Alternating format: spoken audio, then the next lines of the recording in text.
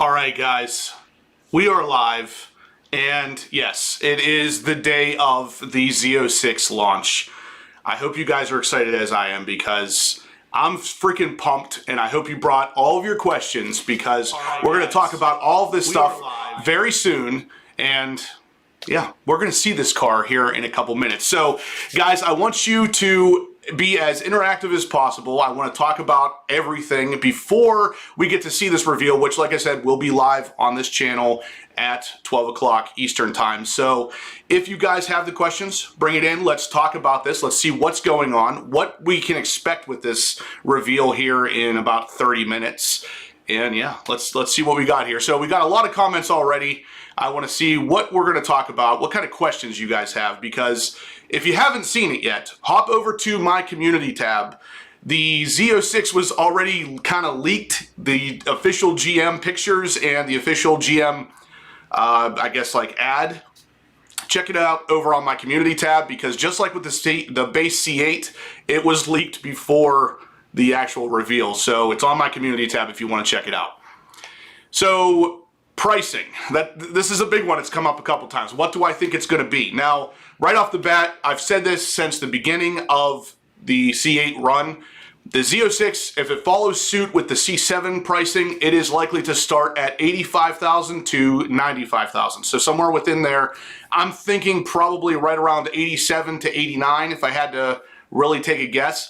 But basically what that comes down to is before options. So before anything. So no Z07, no 2 or 3 LZ package. This is your stripped down Z06. 87 to 90,000 most likely. Now after you add Z07, 3LZ, you're quickly getting into 140K. All right, so these comments are coming in quick, guys. I'm gonna do my best to keep up here. Kenny Carlisle, thanks for joining in, buddy. I appreciate it.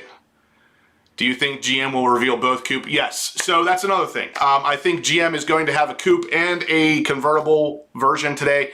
Yellow coupe, Accelerate yellow coupe, and a red mist convertible. The Accelerate yellow coupe will be the Z07 package. The red mist convertible will be just your base Z06. Brian Greer, you did call that. I kind of figured the same thing, but I know we had a conversation about that. No options for aftermarket wings just yet, but if it's anything like the base C8, we're going to be flooded with options in no time, so stay tuned. Familiar face. Thank you, Wolf Matt. 11-second Eclipse says that it sucks that the Z06 doesn't come with a high spoiler. It probably is going to have an option. If I had to guess, you could probably option it out. But even if it doesn't, you can always add it later anyway. But blackout tinting guesses 110K for the Z06. You're easily going to get to 110K once you start checking those options. But to start out, I don't think it's going to crack 100. I think at its base form, it's going to be somewhere between 87 to 90K, somewhere around there. DK says he's excited. He has 5,000 down for over a year. Good for you, man. Sorry, guys. My phone's just going crazy, so trying to comb through a lot of these comments here. Excited, 5,000 down. That's great. Put a deposit down last week. This means I have to turn my Stingray back to stock. Yeah. Vet Father, yeah, you got to get ready for the Z06 because this thing is going to be freaking awesome, and everybody should be pumped for this car because even if you're not a fan of Corvette or the Z06 specifically, what this car is going to do to the automotive industry is just blow it up. I mean, what the Z06 is going to represent is a supercar killer for less than $100,000. Now that's going to make everybody start scrambling. They need to do the same thing. So even if you're not a Corvette fan, this is great for the automotive industry. Zach, it is likely to start a little less than 95, but somewhere right around there. So yeah, unfortunately 150K with what the market looks like now is probably pretty accurate. Everything seems to be up and everything is selling for well more than what it's worth. So thoughts on colors, Guy? I have made a video about this because I basically, I speculate that the the Z06 is going to come in a couple different colors, new colors. And if that's the case, we could be looking at a green, which I hope, Krypton green, Verde, Ithaca green, something like that for the Z06 would just scream supercar. All right, what else we got here? Packers, yeah. Guys, I had to rep the old school Packers pillow because if you guys were on the channel for a while, you know my very first C8 Corvette live reveal, the reveal night for the C8 Corvette base as well. I had this Packers pillow right there. And it was actually my salesman, Mike Matarazzo, who thought it would be a good idea to kind of throw it back, so to speak. So,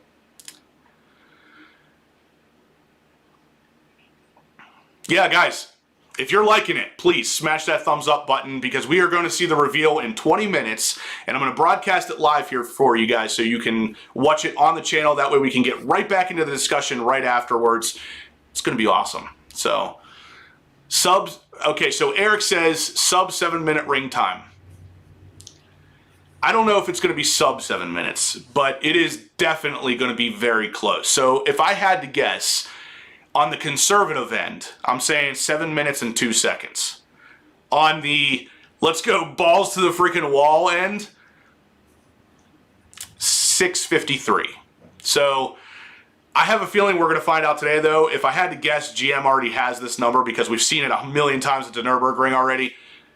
Yeah, guys, if this thing breaks 7 minutes around that ring, it's going to be absolutely insane. Once he announces that, if it's Mark, I'm assuming, up on stage, he's going to say, oh, and by the way, this thing has a 6-minute, 53-second lap time. The world is going to explode. Like, it's going to be nuts.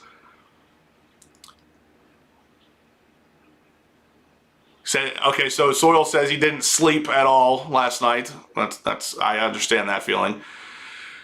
Do you think I'll be able to get the C8 in maybe 4 to 5 years? I mean, obviously the C8 Z06 will be available 4 or 5 years from now, but it might not be a brand new model.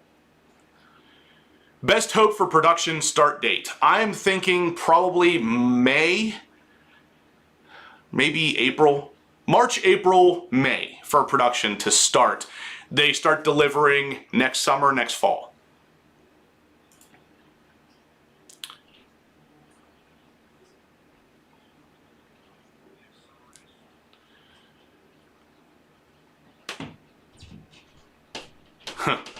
Yeah, that's the problem. So people are speculating this car is going to max out probably between 120 and 140 after options. If that's the case, where does the ZR1 start? Where does the ZR1 finish? As you guys know now, the C7 ZR1 started at around 120, maxed out at around 150, is currently selling for 200 plus. The C8 ZR1, if I had to guess, that car's starting at 140, 150. And after options, you're really close to 200. And the Zora, that thing starts at 200 and maxes out at probably 250. I mean, we're getting up there with these prices, there's no doubt.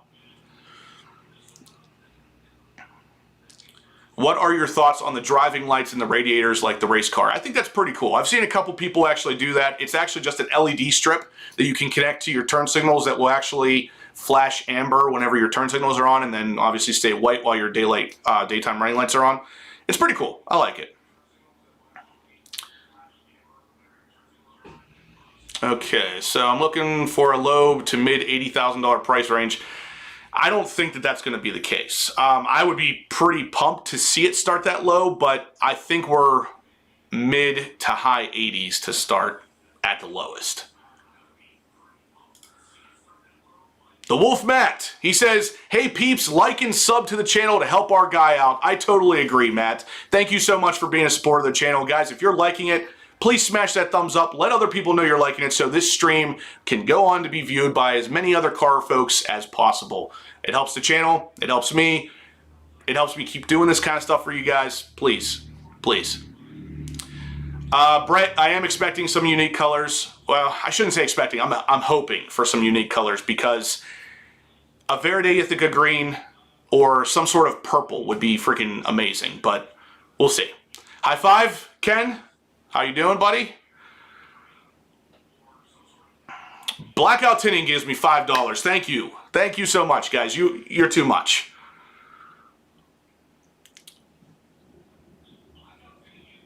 Okay, like done. That's awesome. Thank you so much.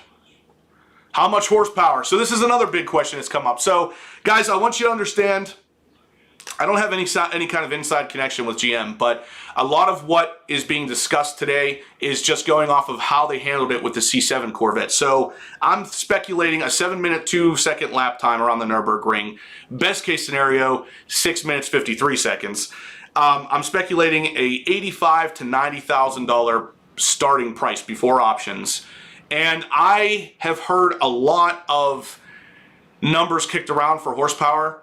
The big one that keeps coming up is 626. So I'm speculating somewhere between 620 and 630 horsepower. Now torque, that's to be determined because typically flat plane cranks don't make a lot of torque, but Chevy might have something in place to kind of help with that, to assist with the difference in torque.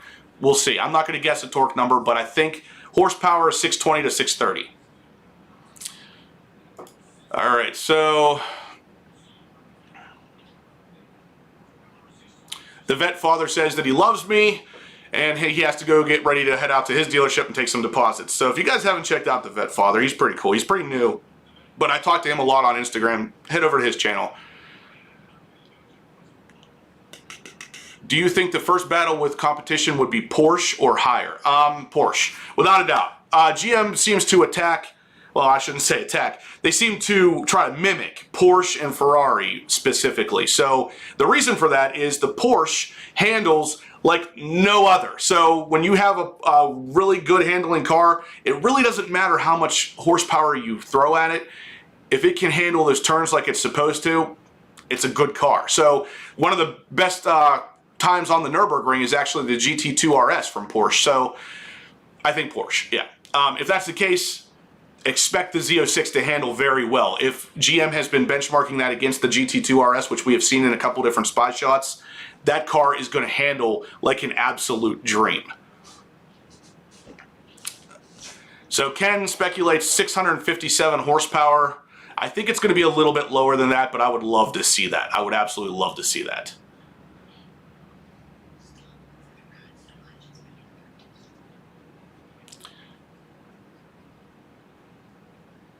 We got 13 minutes, actually, until the video's live, guys.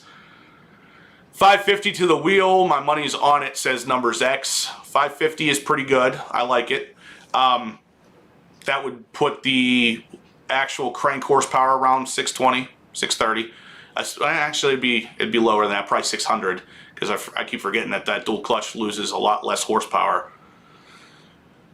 Top speed. That's another good one. So Brian Greer asked, what's the top speed? I'm, again, assuming this is going to be over 200 miles an hour. The base C8 already hit almost 190.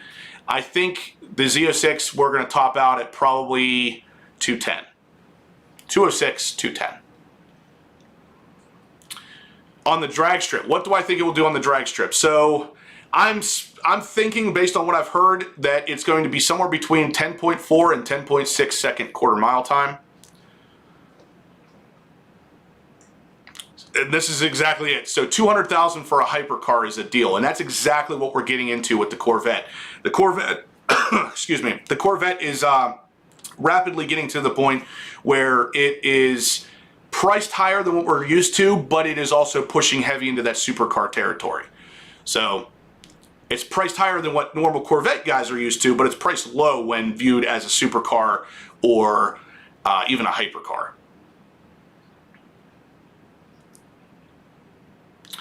Ken, delivering $19.99 on the feed. Man, you guys are fantastic today. I love it. Thank you so much. The support here is unbelievable. Blue Asphalt donating $10. You think the all-wheel drive version will be released on the Z07 in the future? I do not. So Blue Asphalt, all-wheel drive is very unlikely to ever make it to the Z06. That is going to be something reserved for the E-Ray and possibly the ZR1, but definitely the Zora. So I don't think the Z06 is going to go after any of that heavy all-wheel drive traction. It's going to stick with rear-wheel drive. It's going to try to lighten everything up as much as possible just to make sure that it's a track car. Sounds better than the 458. It definitely sounds insane. That video I posted yesterday with the car in the anechoic chamber on the dyno, it sounds insane. It's a C8R for the road, folks. That's a great way to put it. Basically, from the very beginning, from the time we first saw the C8R, I said that the Z06 was very likely to look just like that because, again, the C7R and the C7 Z06 looked very similar. So if you follow what GM has done in the past, it's a very good indication of what they're going to do in the future. And sure enough, I mean, if you guys head over to my community tab, you can see what this Z06 is going to look like right now before Chevy reveals it. Because just like with the base C8, it's been leaked already. It looks a lot like the C8R, and that's the Z06. That's not the Z07 yet. So once we see that Z07, you guys are going to totally forget what the C8R even is. Boy Wonder wants to know if there's going to be a vertical doors option. I keep hearing this pop up, but I doubt it. I really doubt it. I think it would be really cool if they include that natively, but at the same time, I wouldn't put any money on it. Edgar says, I hope it's under 3,300 pounds. I absolutely do too. Best case scenario, and I mean this is a really, really far stretch, 3,000 to 3,100 pounds would be like the sweet spot for this car, but there's no way. There's no way they're going to get down to that point. If they get it to the point where it's even 3,300 pounds, I would be freaking pumped. If the Z06 will be rivaling the GT2 RS, the ZR1 will probably be a rival to the GTBS. I don't know if the Z06 is going to rival the GT2 RS. I think that they were benchmarking with the GT2 RS, meaning they're trying to copy it or at least put a form of that into the Z06. So at best, it would be as good as, and that's still a really great accomplishment.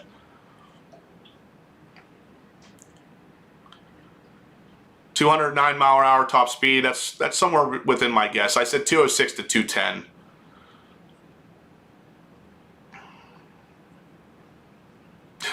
How you doing, Douglas Bubgandis? I remember you. Who won the C5? That should be actually determined here within the next couple days. The sweepstakes company has the information. She told me yesterday she should have an answer for me within the next couple days. So if you guys have entered for the C5, stay tuned. Keep watching the channel because a number from 724 or 717 area code will be calling you if you're the winner. I will be obviously making a video on it as well. Best car yet, absolutely. The C8, from the very beginning of time with the C8 Corvette, I wanted the Z06. The base model didn't, I don't want to say didn't impress me because it really did, but it didn't blow me away the way that I know that this Z06 is going to. ZR1 will be a hybrid, question mark.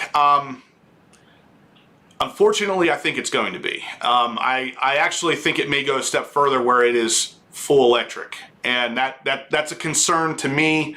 Even though I know electric has its benefits, I want my Corvettes to make noise. So we'll touch more on that in the future. We got 8 minutes until the reveal here, guys. Wish they would go vertical doors. I totally agree. I think it would be kind of cool if it was native, but I don't want to add anything like that to the car. 2.7 seconds, 0 to 60. I'm thinking it's actually going to be somewhere between 2.5 and 2.6, but 2.7 is a pretty good guess as well. E-Ray is not going to be today. No, I highly doubt that. That would be pretty cool if it was, but I think E-Ray will come a little bit later, probably not even 2 or 3 months from now.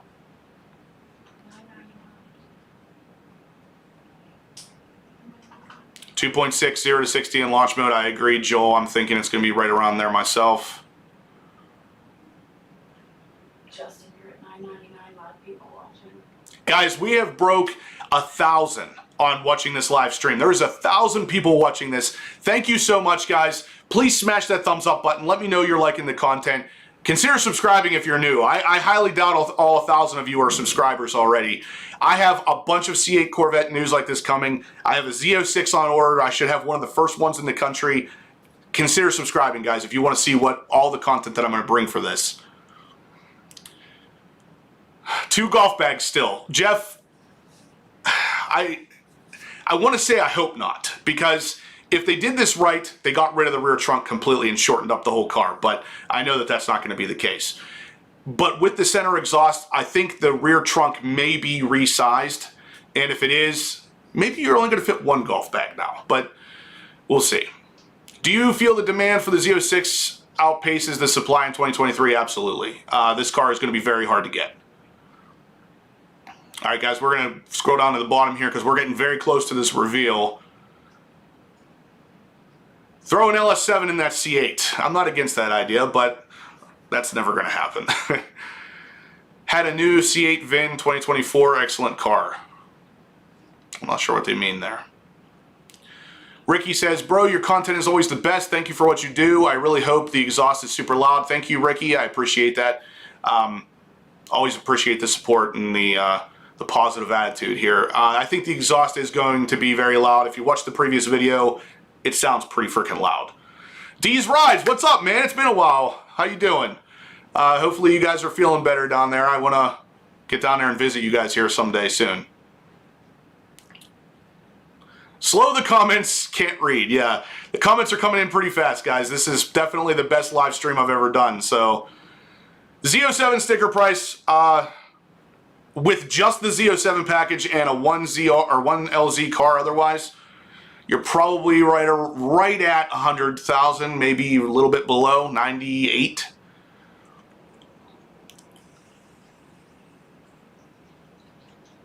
Go, Pat, go. Yeah, Frank. All right.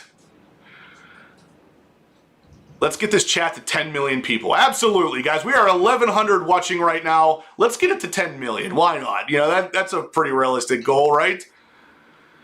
Ed Dean says, I'm keeping my C7. I am too, man. My C7 ZR1 will stay in the garage for as long as I possibly can have it there. I was hoping the Z06 would have some cool fender vents and making it more beefed up looking. I think that the Z07 will have some sort of fender vent. It kind of looked like it would in one of the pictures I saw, but to be determined, I guess. C8 Z06 sounds like Ferrari's V8s. It absolutely does. It's freaking insane.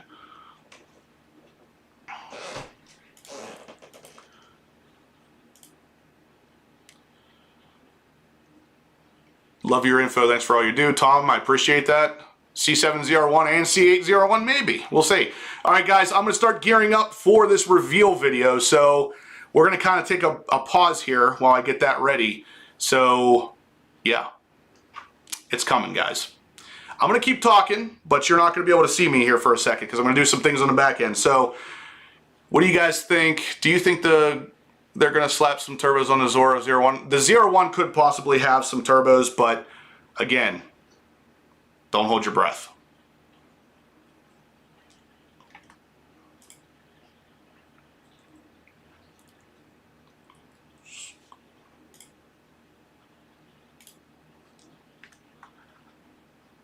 All right, guys, so we are watching the C8 Corvette reveal right now. We are about 3 minutes out. It's coming. It is coming. So as you can see, their comment section is going even crazier. What we're going to do here, guys, if you're watching on mine, we're going to watch this reveal and then we're going to jump back to my channel. We're going to talk a little bit more about what we just saw because I really think that there's a lot to be discussed here. There's a lot to be unpacked with this video, I'm sure. So we got about 2 minutes before we see this thing. Guys, can you freaking believe this? It's been, what, 2 years in the making now. And we are 2 minutes from seeing this car. How freaking pumped are you guys? So we got a little bit of an interesting teaser playing here. It's the C8 Z06 on some track. That's the Z07 package car, actually, rolling around the track. It's looking great. This car is going to look so freaking awesome. I can't wait to see it. Like I said, if you want to see the Z06, it's already visible on my community tab if you want to check that out. It's been leaked a little bit early, but the Z07 has not been yet. What's that?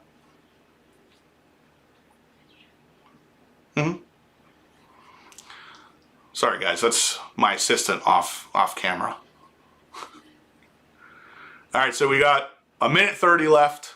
Some more track time with very obviously Cup 2R tires there. Those things looked bald.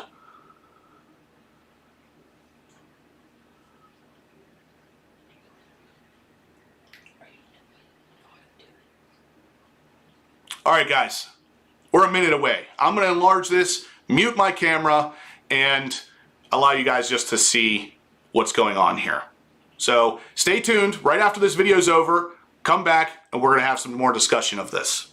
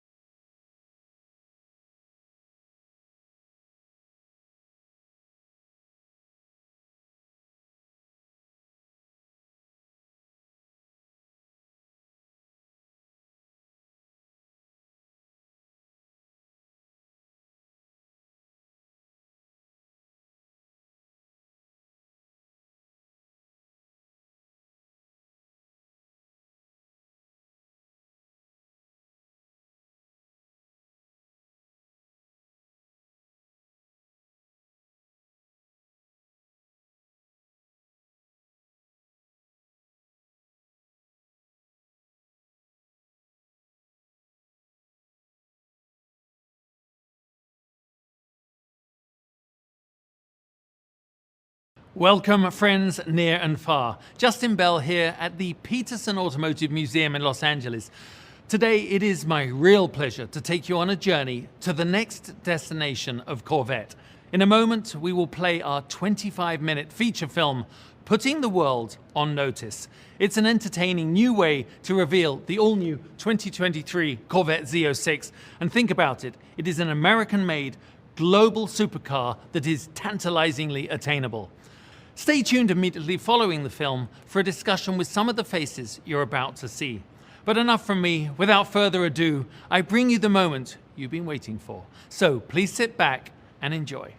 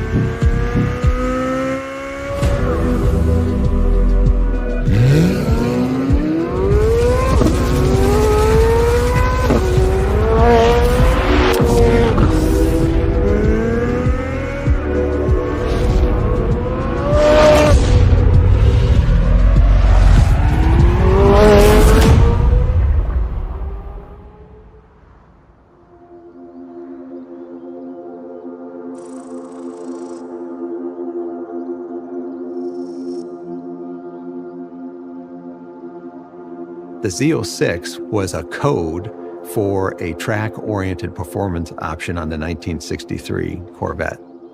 The only way you would even know to order it was through people whispering in people's ears, if you want to go racing, right in the box, you want Z06 option and you'll get all this specialty hardware.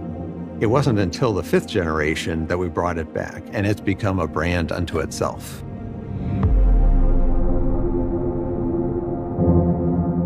You want it to go faster, stop faster, turn faster. Basically, it's the most track-oriented Corvette that we do.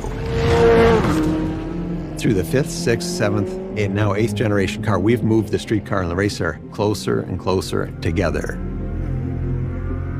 The development both on the vehicle side and the engine side are tied together at the hip. It's a way to put the best of Corvette together and expand the performance bandwidth. The mid-engine architecture in the 8th generation Corvette allows us to do that even more. In my quest for performance, a Z06 was the car, which is basically a race car for the street and will perform with the best of the best worldwide.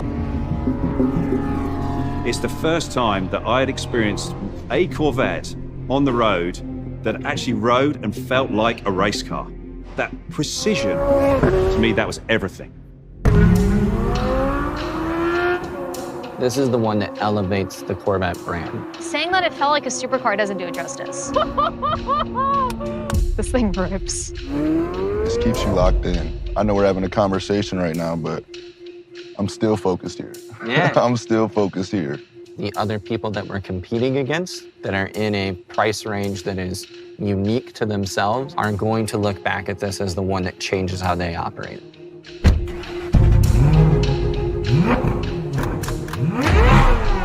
The heart of the Z06 is the engine. We had mid-engine architecture, which was a big step forward, but we also needed that power. There was a niche following that really pined for the immediate response, the lightweight, visceral feel of a naturally aspirated engine that would exceed the horsepower of the prior generation supercharged Z06. What kind of powertrain would we need to do that?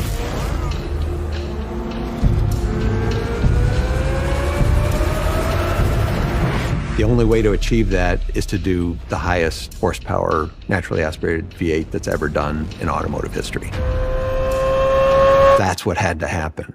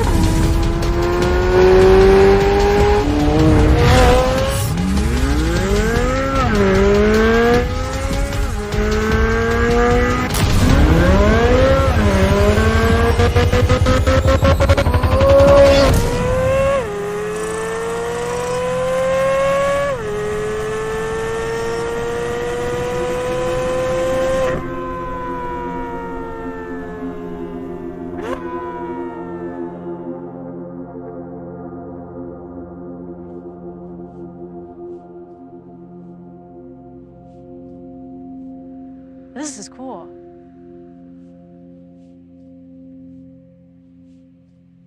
Wait, I gotta look at the engine.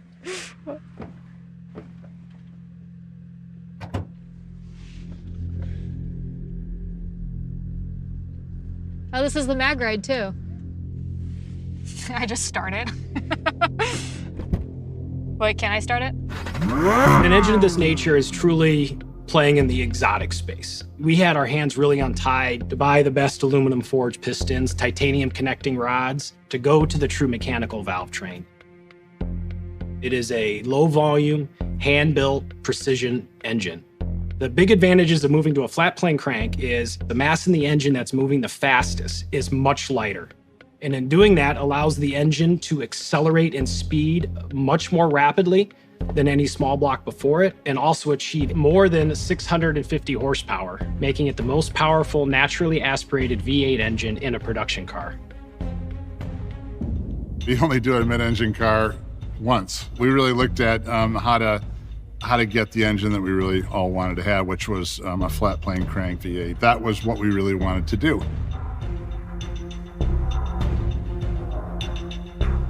step on it, step on it. Oh my God! Oh, it revs so high! This is crazy! Oh my God, it's still going! Having a C8 Stingray myself, Z51 package, just to see the RPM go to 8.5K, I think it's actually 8,600. Yep. This is nuts. Most of us are used to shifting a V8, 65, 6,600 at the highest. The LT6 will rev to 8,600 RPM. From 7,000 to almost 9,000 was a whole different range that not many people get to experience. And it makes power the whole way up. So even when you're up in those higher RPM ranges, you could tell when we stepped into the gas more, you could still feel it pulling. Yeah. Wow. It's just instant. And the thing keeps pulling and pulling, and it's all the way to the red line, all the way to the red line each time. You just feel the power building and building and building. To me, it's what it's all about. That speed enables the engine to pump more air, process more fuel, and produce more power. But another part of it is generations of learning how to balance the requirements to make a car fast and comfortable on the track, and also comfortable as an everyday driver. The manufacturing tolerances in this engine are race car tight, and that requires a skilled operator and custom shims to make the resulting engine essentially fit net, no gaps anywhere. This engine runs to 8,600 RPM. That's by far the quickest spinning engine we've ever done, and the only way you do that is to have extremely precise manufacturing.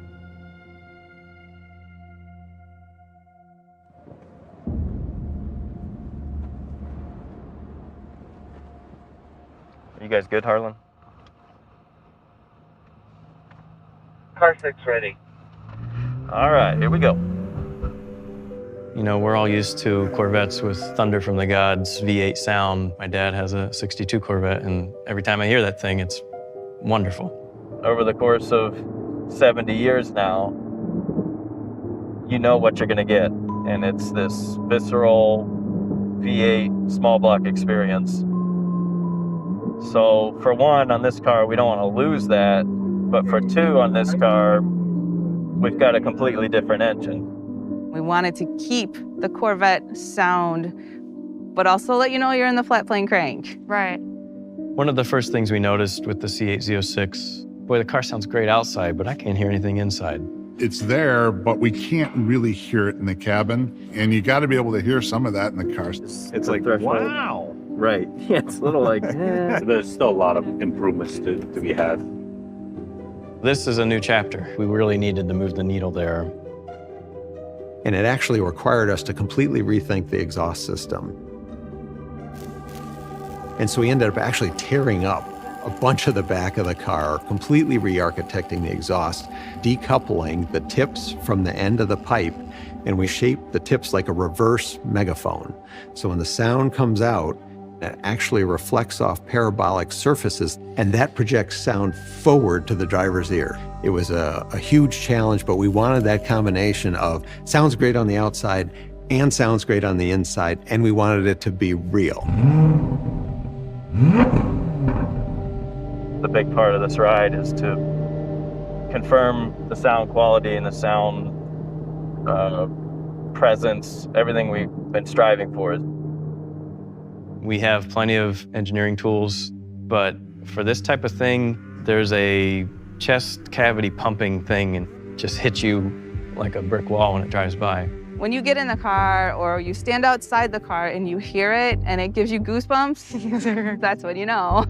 And this car did that for us. Hang on.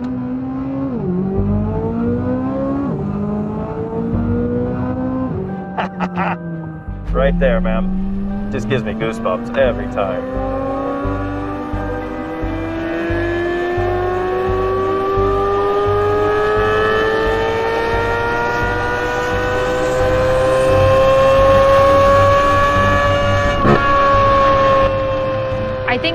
perfect example of blending clinical perfection and also the rawness that the flat plane crank provided. The flat plane crank is a symphony. And hearing the mechanicals work, it's music after so many years. I'm pretty pumped, actually. That was pretty awesome.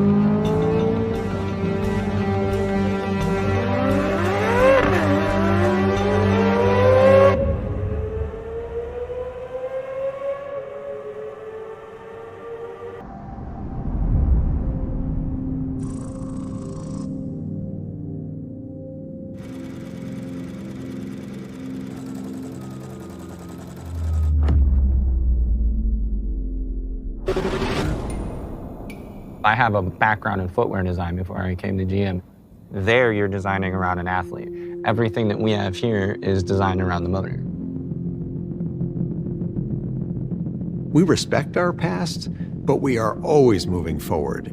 We really try to cause the design to look better in a way that the car works better. This new Z06 has basically started with a clean sheet of paper. I admire that because they just taken the most advanced design and updated it each time. It is so advanced and so edgy and beautiful. It's a careful balance of beautiful sculpture and performance metrics. We try to make them transparent to the design itself.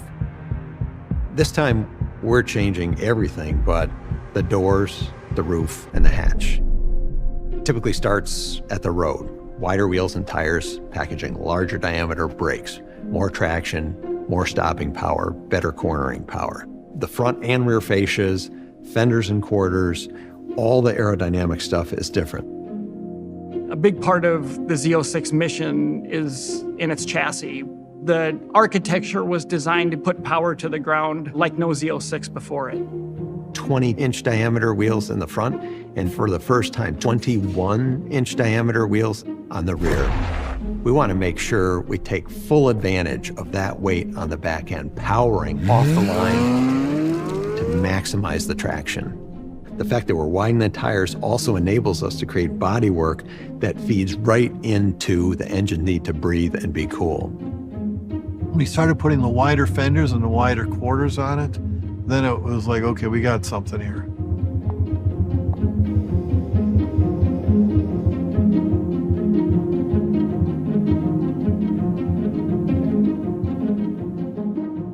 Like prior generations of Z06, we have an available Z07 package. That's for the truly committed track person. You check the box for a Z07, you're getting ceramic brakes, carbon fiber ground effects, you get a carbon fiber wing. An optional carbon fiber wheel that reduces unsprung mass by over 40 pounds. Lighter wheels spin faster naturally.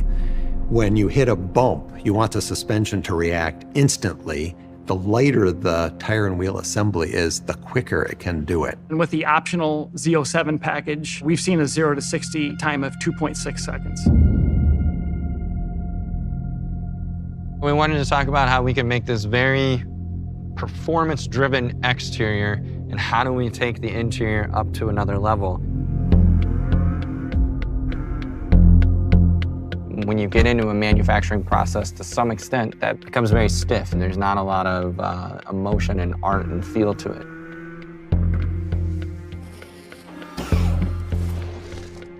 How do you bring that human touch? Carbon fiber, it's beautiful because you have this man-made material that's incredibly strong, lightweight, giving you that performance feeling. Then we bring the art into it by the forms that it has, and then hitting it with leather piece floating on top of it. Each one of them were like building a small sculpture, and it just blends those two worlds of art and science and craft and quality. You get that understanding that you bought more than just something that's exhilarating and fun, but you also have a full crafted piece that surrounds you. If you take exterior color, interior color, seat belts, calipers, wheels, you could build well over 11,000 different combinations. You can truly build whatever you want and make it bespoke to you. Having something that brings the thrill of driving to everybody in their own unique way has kind of really been the focus in Corvette.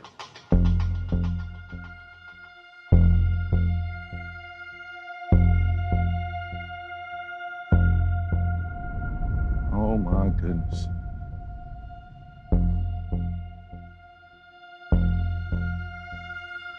This is something right here. Beautiful. 1975, all-white Corvette. My grandfather used to work on it every day. Every time I go to his house, he'd be in the back. And that was my introduction to cars for real. My dad's a collector now, and now I had the means to be able to collect. So it's part of my family. It's a learning process for me every day. I'm with them. Any conversation, I'm learning something new every time. And Yeah.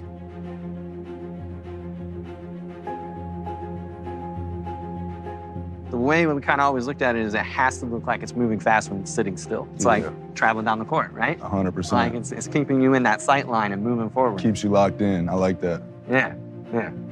That's sick.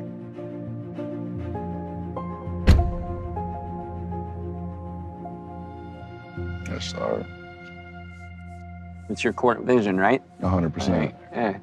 Every detail matters. Our whole goal is to still be able to capture that thrill of the drive. It should be an experience, man. Getting out of a car, like you get out there and take a deep breath, your heart's still pumping a little bit. Like, you can't get it too many places in my life. Is that feeling a similar feeling when you're on the court? Yeah, I chase that feeling. My first few years, you're reading the list. Oh, this person's better than that person. I know they say the same thing about cars, and I finally got to a point where I'm just competing against myself. You know, I've seen my career and my performance take tremendous strides just by that headspace alone. At the end of the day, it's how do you build upon yourself to make yourself better? We're nearing 70 years with this vehicle. You have that feeling of who you are and what your brand is, and also gives you that opportunity to challenge who that is, to make it your own. But as you're doing that, you get to look backwards a little bit to make sure you're making the right decisions with where it goes. I mean, coming from a history of Booker blood that played a lot of basketball, starting with my grandfather, moving down a generation to my father, you know, now me, you know, I just want to take it to a whole nother level, man. You know, it kept me going. I'd definitely take this to a track and to a really nice dinner, and if I want to make some real noise pulling up, this is what I'm going to be in right here.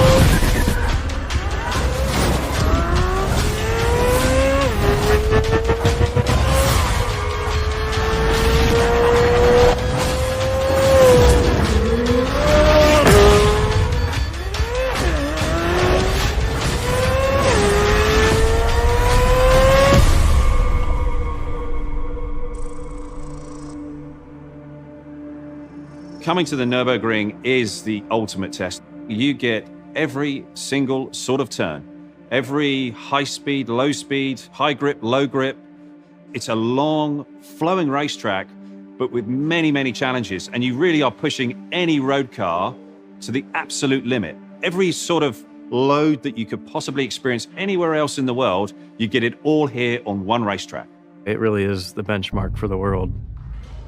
So much of the performance of the car started on the racetrack. That's where things are tried because they're stretching the limits and they bring that technology to the road. When you're thinking about a supercar, you're thinking about speed, you're thinking about horsepower. And without that, you're nowhere.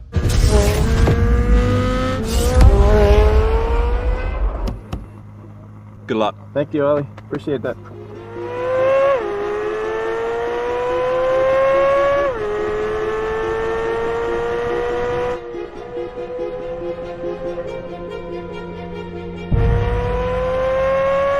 This car goes so fast, so easily, and the ability to just kind of handle the car on this track is pretty unheard of. It's fundamentally a race car that you can drive on the road. That ability to carve the corners, the ability to put that traction down, is all of those feelings that I had from the race car. It's right here in the Z06. General Motors recognized this as an incredible place to come and develop vehicles and to compete with the Europeans, the BMWs, the Mercedes, the Porsches. And if we really want Corvette to compete on the world stage and race on a world stage, then we really have to begin selling cars with right-hand drive. We have to do it for Corvette for the future, period. It's unequivocally a supercar. The Z06 will reward customers that choose to explore its performance limits. And there's nothing more important than that connection with the machine when you're driving something with the performance capability of a Z06. European competitors have got to be a little nervous. You guys really hit the nail on the head with this. I've always been very proud of the fact that the Corvette is a purely American effort, but I could never have guessed where we would be today. The new Z06 brings that track experience to the everyday enthusiast. If I look at 10-year-old me and say, all right, we're going to build this exotic engine, we're going to have the best tires in the world, biggest brakes that we've ever put on a Corvette, aerodynamics that are better than anything we've done before, and you can be part of that, that is fulfilling every dream I would have as a young kid. I represent one of hundreds that have put their blood and sweat into this engine. It truly does open the doors of what we can do with a small block V8. We're only just getting started. The project is like going to the moon.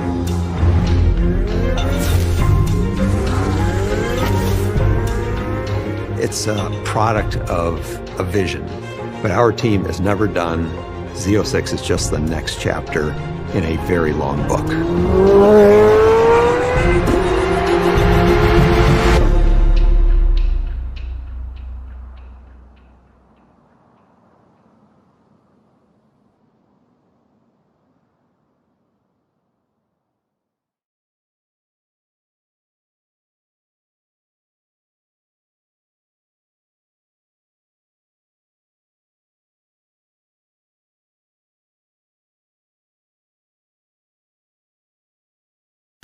Well, yeah, I'm speechless, absolutely speechless. It is power like we've never seen. It is obviously fast, beautiful, and just a car, well, for me, certainly made me remember why it was I wanted to ever grab a steering wheel and drive fast.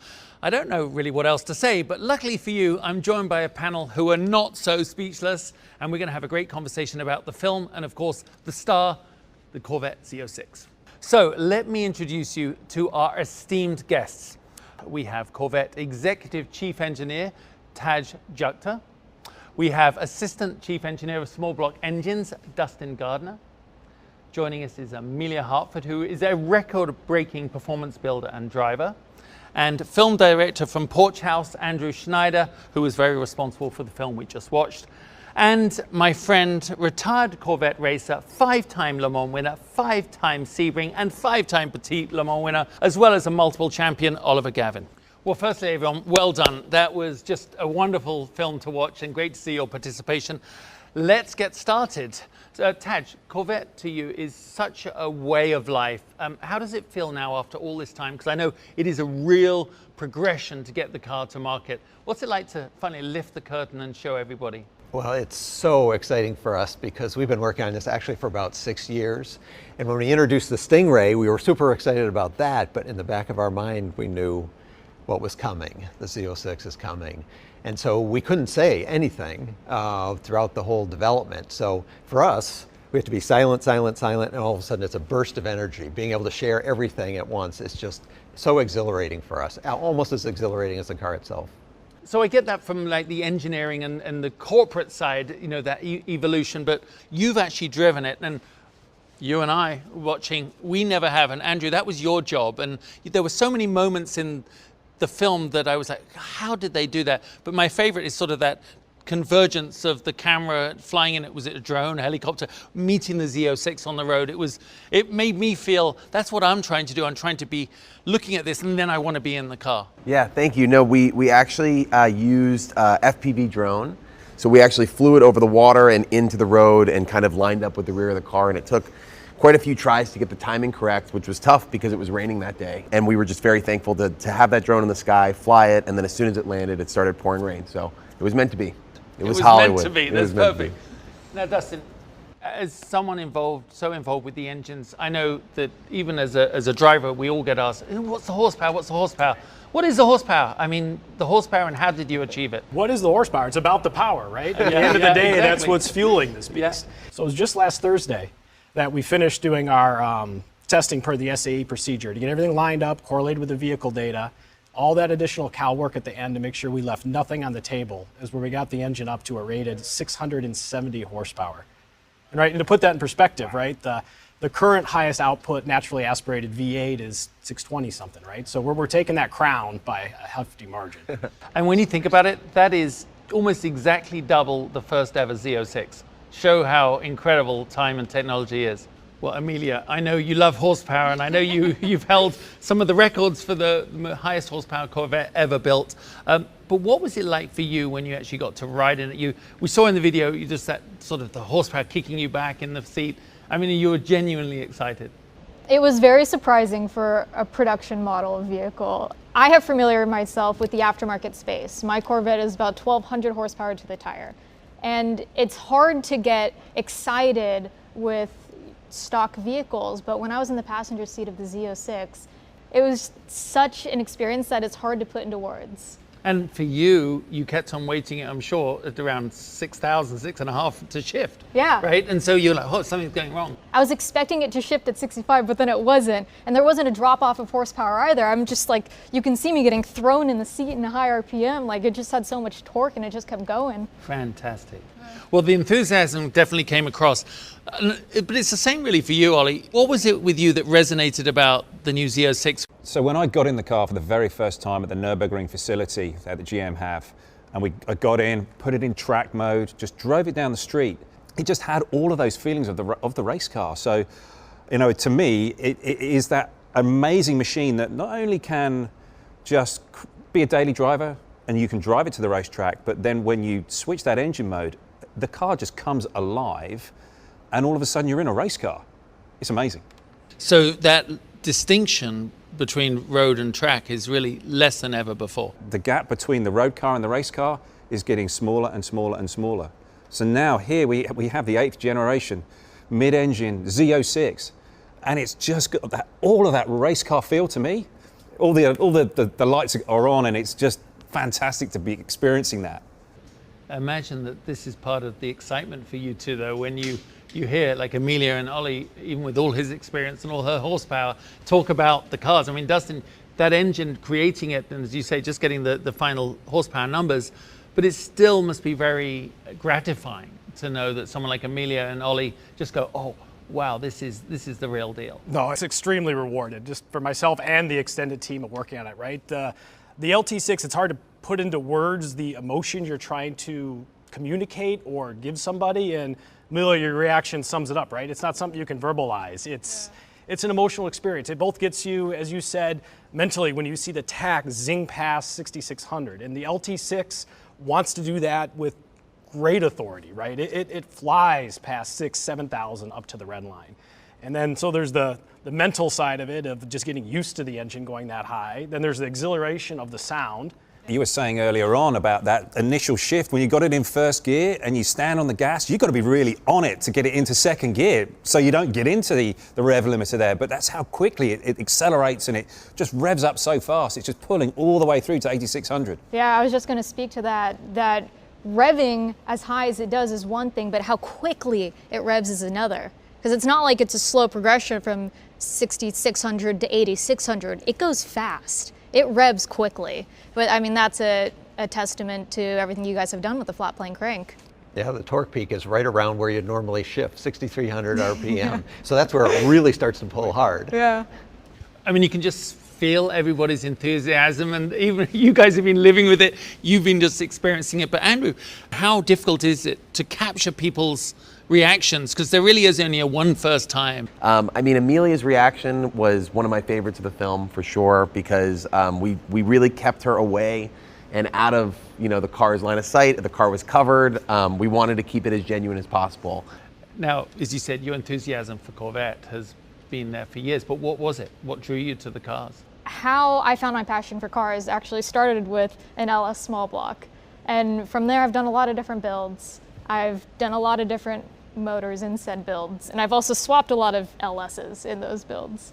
And I think at the time when the C8 was first announced, the Stingray, I was looking for what my next project was going to be, and I wanted something that was going to challenge me. And just seeing what everything was going for in the market and what you get in return, I didn't feel that there was a lot of options. And I decided that I was going to take the step into more of the supercar world. And ironically, after I made that decision, a week later, you guys had announced the C8 Stingray. And I thought it's unbeatable for everything else in the market. Not only the price, but the power, the capabilities the car has. I just saw it as the perfect challenge. Tad is looking, saying, please don't touch my car. That's actually what's happening right now. Please don't put turbos on it. I was taking a tack onto her comment. She's one of the first people who realized that the basic chassis and platform, the C8, can handle a lot more power. Oh, yeah. Well, Ollie, a follow-up question, because arguably the toughest crowd to please will be in Europe with the Z06. So how do you think it's going to be received there? So the reception of the Stingray has been fantastic, and I think that the Z06 is only going to build on that. It's been remarkable when you see how the UK has accepted the car, but also throughout Europe. The buzz is there, the orders are pouring in. In fact, we can't almost keep up with that demand for the Stingray, but now with the Z06 coming on, that's just really going to build on that ground that we've laid. And the performance numbers from the Z06, everybody's going to be absolutely so excited to see the car out on the road. I think it's going to be just so much fun to have.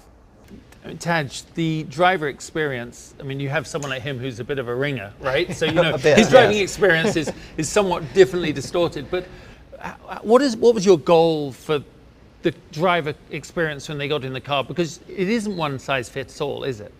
No, in fact, even though the numbers are phenomenal, it's not really a numbers car. We're all talking about the sensory perception of what it's like to be in the car, to drive the car, and making that performance accessible. It's not just a pinnacle, super fast lap, but how do you get there? How does it feel as you do it? And I think this is also a thing where we've learned from the racing program, over all of the years, all the generations, but now we're seeing it really transferred over into this Z06. And the performance of this car. I mean, you can definitely feel the excitement, Andrew, right? Whether it's from the people that built it, the people that drive it, the people that are going to mess with it. She promises not to. She promises not to. Not my words. No, you can feel this build-up of anticipation, excitement. But something else that was wonderful, I thought, was the mix, the sound mix, the way your audio guys did that, combining the sound of the engine and the running of the car with the music. I'm glad you caught that. Something that was early on in the development stages for the film was that we were going to take the audio sound of the car and blend it with the music. So if you listen closely, maybe on the second watch, you'll actually notice that in times we kind of blend the audio notes that we captured with the soundtrack. Especially on that edit with the wheel. That too, yeah, for sure. And it's all about spatial audio and throwing it to different places to really, but the exhaust note was such a huge talking point for the car and the story that, it was important. Well, obviously capturing the audio is one thing, but you heard it first hand in the audio dyno booth. What was that like? Funny enough, I wasn't supposed to be there that early for it. I showed up to set 5 hours early because I heard there was going to be some audio dyno testing done on the car, and I had to be there to hear it. But just hearing and seeing the Z06 for the first time, not to get corny, but it was emotional for me because 2 years ago I was just a customer buying a C8 Stingray for the first time, and I don't think Chevrolet expected what I was going to do with the car, and I can promise you I didn't expect it because I have video footage saying I was going to leave the car stock and not touch it. So just to see where, in the past 2 years of just buying the car as a customer to being able to sit here with everyone on this panel on the Z06 film and being part of the launches, it's incredible, it's insane. But that little bit about the contours of the the exhaust tips, forcing back the sound, reverberating back.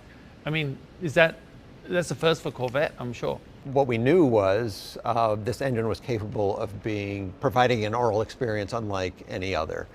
And so it ended up re-architecting the whole exhaust system. In fact, the whole lower end of the rear fascia ended up having to be redesigned. We had to put these reverse megaphones mounted to the fascia so the sound pulsations as they come out of the exhaust reflect off that parabolic surface and go forward.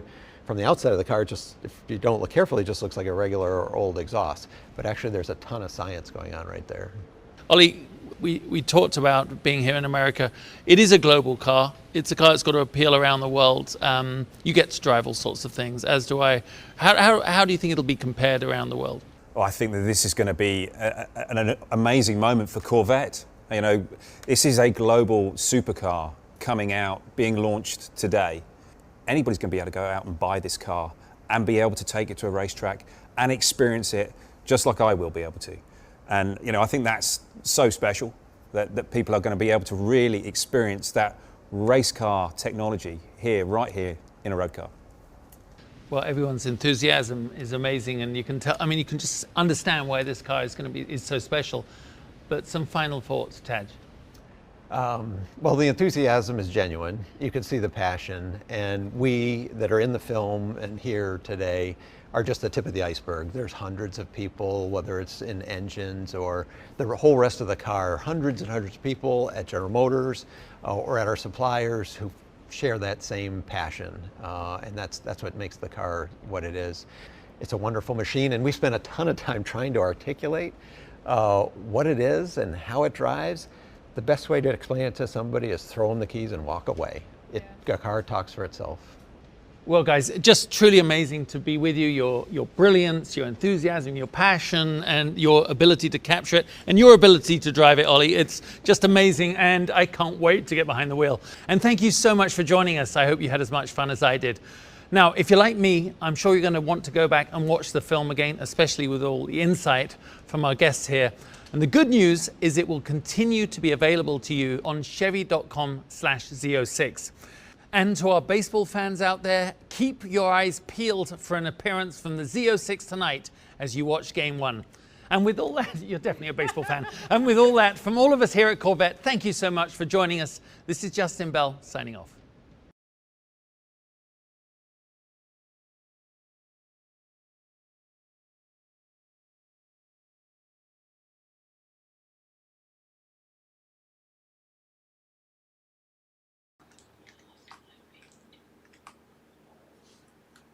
All right, guys, we're back. So what do you guys think?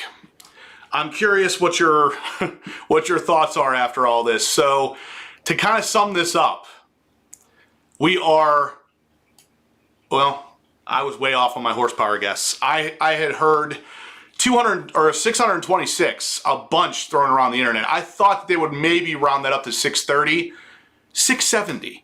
670 horsepower out of a flat plane, naturally aspirated V8. I don't even know what to say. Now, there's a lot of information that I feel like they did not cover, and I'm kind of confused as to why that might be, but I don't know. What do you guys think? I wanna hear your thoughts on this video. The lack of price. No prices at all. Like.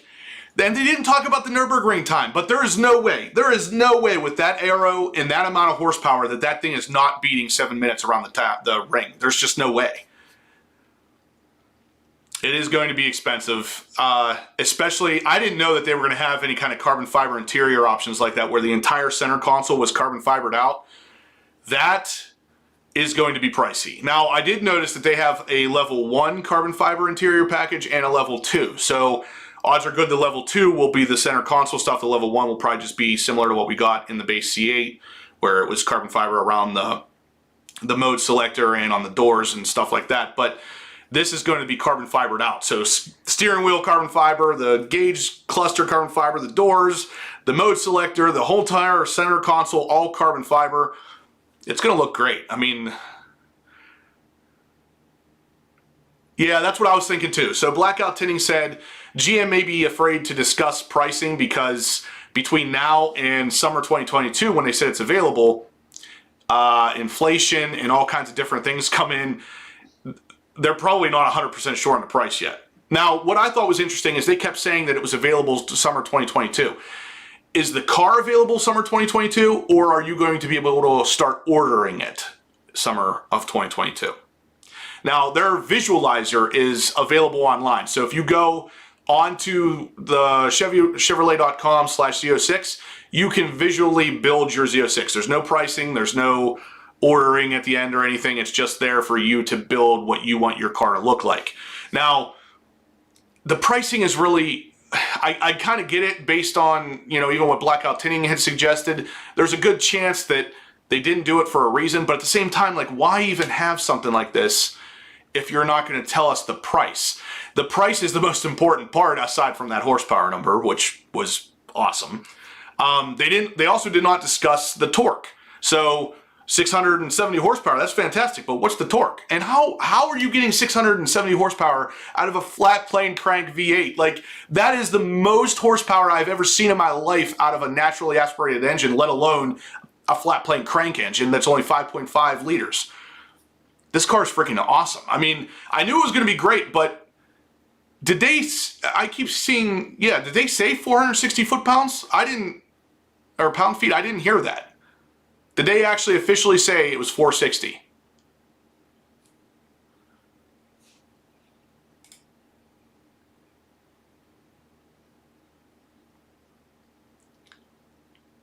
They did say 460. Man, that is low. That is really low. Can someone just say in the comment section here, did they officially say that? These comments are going by so fast. I'm sorry if I'm missing it, but 670 horsepower, 460 pounds of torque.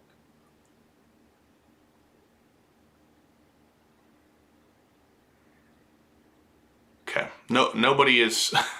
Yeah, the visualizer is always glitchy right off the bat because there's so many people on there trying to build their Z06. But if someone can put in the comment section here, just say, no, they did not confirm that, or yes, they did. I want to know because apparently I feel like I missed something. Okay, so someone said, yes, they confirmed 470. If they confirmed 470, that is so low. That's disappointing. But 2.6 seconds to 60 is not disappointing, and neither is 670 horsepower. How? Man, that torque though. I don't know. That's disappointing. But I'm gonna reserve my complete judgment until I see. Some people are saying 480. Yes, some people are saying they didn't confirm it. God, I didn't hear it, so I feel like they did not confirm that.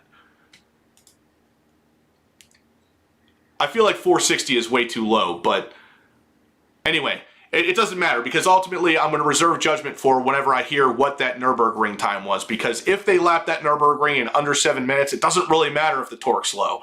The horsepower is where it should be.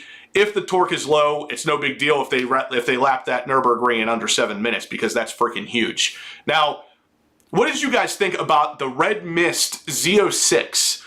The entire time in that video, it was tearing around the streets of Pittsburgh, and at one point, it drives underneath a bridge that is the same bridge that I took pictures of my ZR1 under. So it's literally about 20 minutes from my house. It's freaking awesome. I didn't realize they had it here until I was on my road trip actually with Blackout Tinting. I saw a picture of the Z06 under that bridge and I was like, oh man, I missed it. Because at that point I was in Utah, I think. So yeah, I don't know. Okay, so I'm getting some reports in the comment section here saying they did not verify torque. I didn't hear it either, so I'm assuming they did not verify anything. And if they did, I'm hoping it's higher than 460. Yeah, okay, so another comment, they did not verify that. So guys, 460 is not verified. 670 horsepower, if I had to guess, I'm thinking that torque is more around mid-5s. And I know all of that sounds insanely difficult to believe for a flat plane crank, but I mean, 670 horsepower is pretty hard to believe too, so why not go with a torque number that's totally off the freaking wall? Chad, I was not born in Pennsylvania, so I am not a Steelers fan. I ventured elsewhere, I guess. But Mike, says the press release says 460 torque. Where does it say that? Is it on the website? I'm not seeing that yet.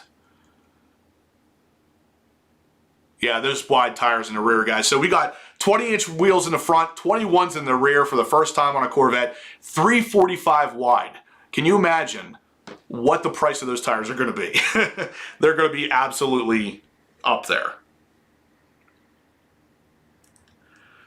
But yeah, so guys, we got to see the convertible Z06, which was that red mist car. And like I said, it was kind of tearing around Pittsburgh, which is kind of my home territory here. We got to see a Z06 coupe as well as a Z07 coupe. I don't think they did show a Z07 convertible at 1.2. So we got to see all of it. My only concern is why they didn't talk at all about availability. They did not talk about pricing, and they didn't officially mention that torque unless I missed it. Peter Carey, welcome to the stream. Thanks for coming. They talked a little bit about wheel widths. I can't remember if they discussed the fronts, but the rears are, well, the tires are 345, so the wheel width is probably a 12.5 inch. The fronts are probably going to be 10 to 11 inch. I think the fronts were at 285, maybe 295. That was a leak. They did not talk about it in this video, but the tire sizes were leaked recently. Yeah, no new colors. JG Whips, no new colors. So basically, I was really hoping that towards the end of their video, they were going to like fly by in a green one or something, but it looks like that may have been more wishful thinking than anything. Like I said from the very beginning, I was thinking they were going to do a green.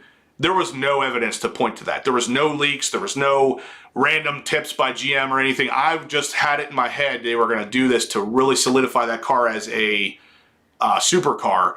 And unfortunately, they didn't do that, but I don't know. The car's not out yet, so we'll see what ends up happening. But, I mean, there's still time. And the way that it was all worded, pricing on Chevy's website says it starts at $60,000. No, that's the base C8. That's what the base C8 starts at. Dark Knight, thank you for the support here. He asks, I'm still waiting on my C8 Stingray to get here now. Do you think that they will allow a center exhaust exit for Stingray in the aftermarket? It's possible in the aftermarket, but it's very unlikely that they would offer anything like that from GM. So if you're hoping that happens, I doubt it. But aftermarket, it's always a possibility, because the only thing that's really different there is the rear diffuser. Actually, the rear vents were different too. So I'm sure aftermarket could have something on there. Ken said I'm married to Amelia.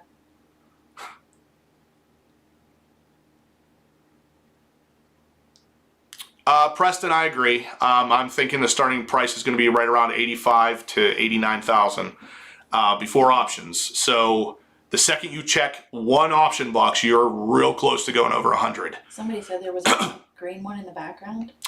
I thought I saw that too, but I think that was just a reflection of the yellow, because if you guys know how Accelerate yellow is, it's actually yellow mixed with blue, which kind of gives a greenish tinge, and in a reflection at low light, it kind of looks green. D's Rides, $89,995 is his guess for entry-level price. That's pretty close if I had to guess. I'm thinking between $85,000 and $89,000 myself, and that would put it right underneath $90K. Again, guys, this is all just math from the C7 generation. If you pull the pricing from the C7 and apply it to the C8, it's been basically spot on so far. There's about I think it was a $20,000 price difference between the two at starting.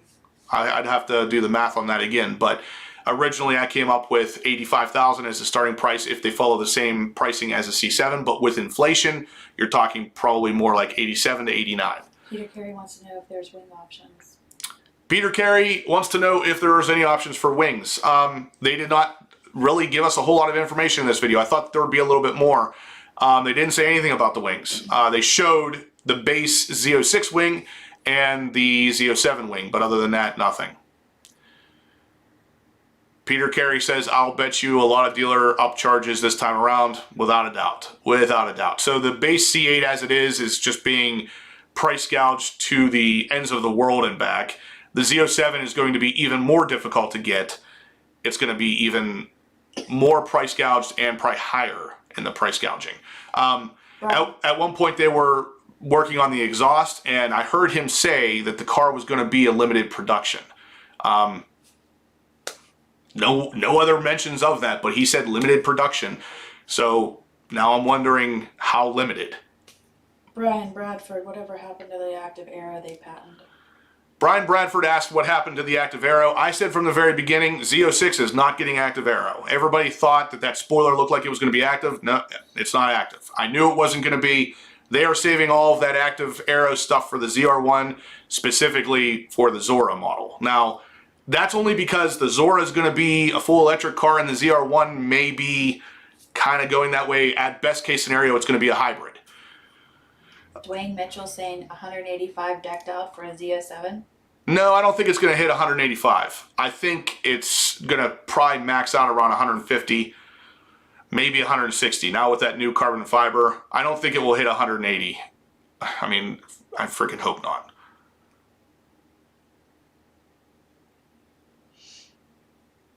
Donald, they did. So at one point while he was working on the engine, he said it was a limited production. People want to know if the Stingray prices are going to fall. Of course, Caleb.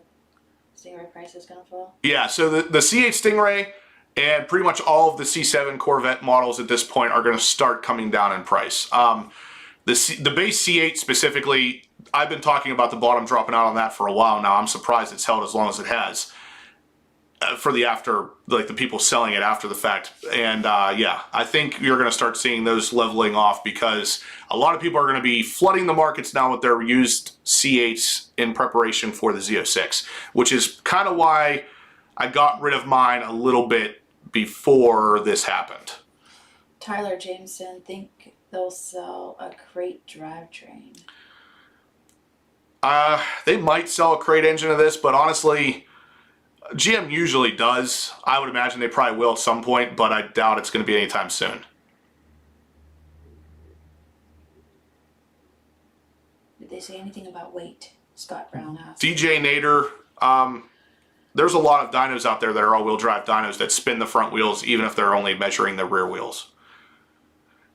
There was no mention of weight. That's another thing that was very obviously missing from this video is I want to know how much this thing's going to weigh, and I feel like if it was going to be super light or even lighter at all on the base model C8, they would have mentioned it. So I feel like this thing might not be lighter. It might actually be heavier, and that's unfortunate, but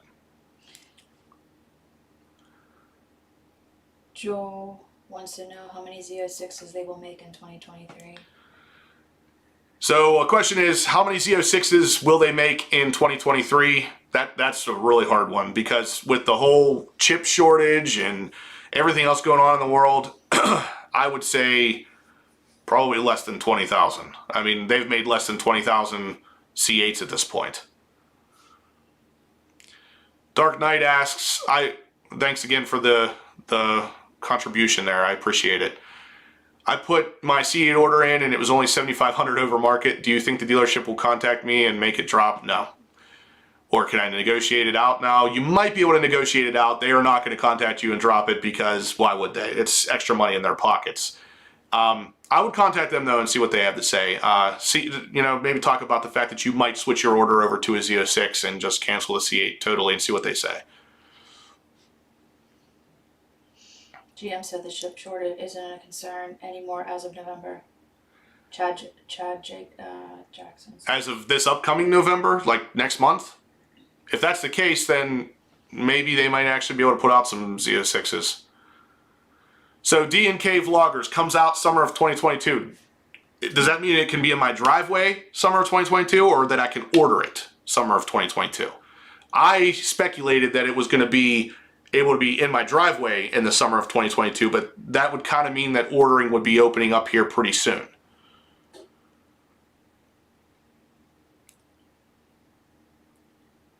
Dreamer616 wants to know if you'll be able to get the wing without the Z07. Probably not. You probably won't be able to get that wing without the Z07 package on the base Z06 from GM at least. You'll probably have to buy it separately and then install it.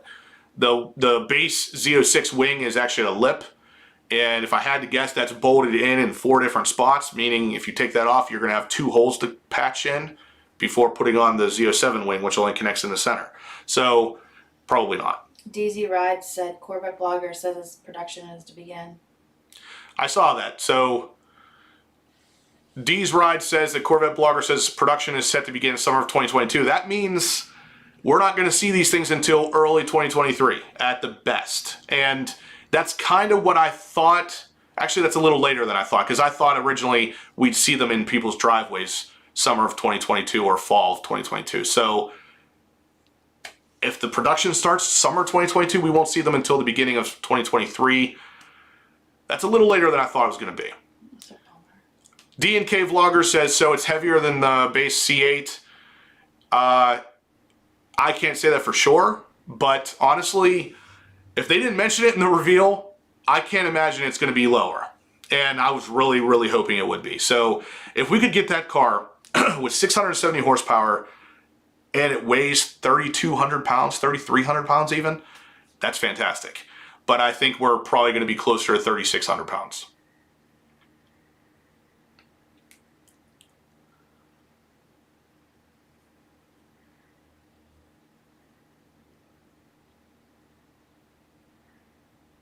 Jam on it.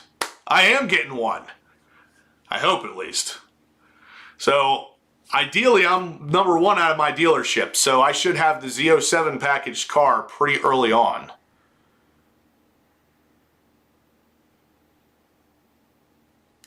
A couple people are guessing 3,400 pounds. 34 is not bad. 3,400 pounds isn't too bad, but the problem is that the base C8 weighs a little bit more than 3,400 flat, and I don't know. I mean, they're adding things to the Z06. They're not really taking anything away other than the carbon fiber wheels adding or taking away some weight on the unsprung side. But at the same time, I don't know how much weight we can really save. Now, that is also a smaller displacement engine in the Z06, so it could possibly weigh less. They said, Jonathan Lippert said the press release is out 460 torque. I keep hearing this 460 torque. It must be legit. Someone somewhere is putting this out, and I don't know. Yeah, so another thing is the magnesium parts, and that's another thing that they didn't mention in this video again, was the transmission. A lot of that transmission is made out of magnesium. I have some reports on the back end showing magnesium transmission to, again, help save weight and possibly be stronger. Now, magnesium transmission, there is also supposedly a magnesium wheel option for the Z06 outside of the carbon fiber. These things save weight as well, but I just feel like if it was a good weight savings, they would have mentioned it. Like they said, oh, 670 horsepower, they're proud of that. That's a lot of horsepower out of a naturally aspirated engine, but why didn't you mention the weight, the price? Those are the things they're not so proud of, if I had to guess. I hope I'm wrong. Trust me. Don't take this as me saying without a doubt this thing's going to be heavy. I hope I'm wrong. Brian Greer said top speed was not said. Yeah, top speed wasn't talked about either. So that was another thing that I was hoping was going to be well past 200. I'm hoping for 210. The C7ZR1 was 215 one direction and 212 the other. Like the Z06, I'm hoping breaks into 200s easily. Great White North Corvette says maybe the magnesium transmission is on the ZR1. No, I have good word that it's on the Z06. So Jam on it says base starts at 87K. I've actually heard that number thrown around a couple times, so 87K is probably going to be pretty close.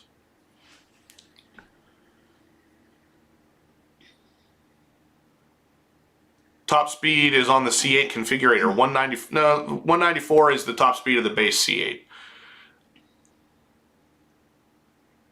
Top speed is definitely going to depend on the package. So if I had to guess, the Z07 package is going to have a lower top speed than the Z06 just because of that extra spoiler and the extra downforce.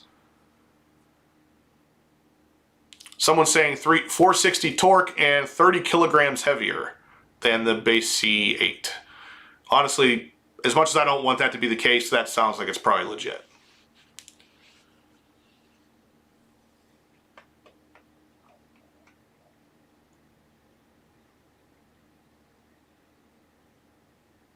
Yeah, I mean, 670 horsepower, 470 pound-feet of torque. I guess it's not terrible. Drag Time said 97K base price. Ooh, I hope that's wrong. Digital Car Addict, what's up, man? Thanks for joining in. I appreciate stopping by. 97K is high. If I had to guess, 87K is much more realistic. Now, again, with today's inflation and everything happening in the world, it could be 97, and that might be why they didn't want to mention it in the reveal video here.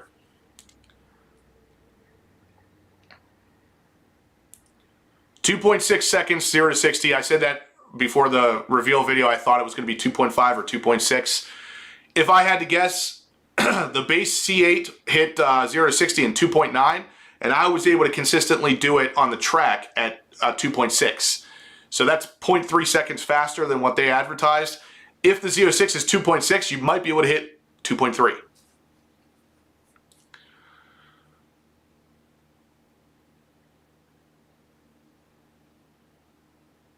Check picture on Instagram really quick. All right. Yep, he sent me a photo. Let's see what this thing's all about.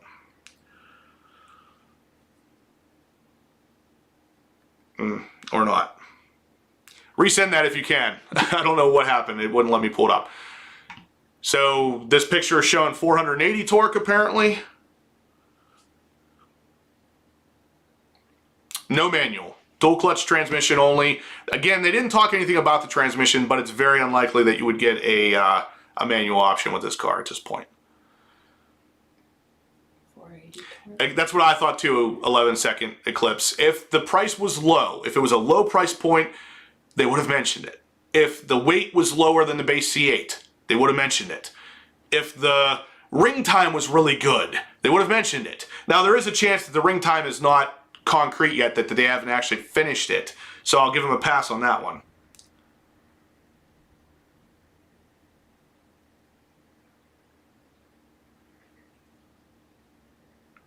Okay, so is that on GM's website? That looks like GM's website. So they're saying 480 pound-feet of torque for the flat plane crank. That's awesome. So Digital Car Addict sent me a picture saying it's 480 pound-feet, not 470. So 480 is a little better. I would have loved to have seen that crack 500, but again, if they can beat the Nürburgring in under 7 minutes, I don't really care that much about the torque. 7 seconds. 7 minutes. They did not discuss ring time. That's another thing. I know I keep saying that, but this is just my speculation. GM did not officially discuss lap times. They did not officially discuss price. They did not officially discuss weight of these cars. And they did not really say much about availability other than the fact that you're going to apparently be able to start ordering them in summer of 2022. John, they did not say anything about it being attainable. It's kind of weird because the base C8 had a different style, a different feel to the reveal, and it was much more spec oriented. They said 0 to 60 time in 2.9, priced starting under 60 grand. They didn't even give you necessarily an actual price, but it was under 60 grand. You knew where it was. I don't think they gave us, oh yeah, they did. They gave us a Nürburgring time at that point too. So I feel like we're not getting a lot of the information here. I feel like this was more of a teaser than an informational video. What happened to Street Speed 717 ordering the Corvette C8 Z06? I have no idea. I didn't realize he was supposed to do that.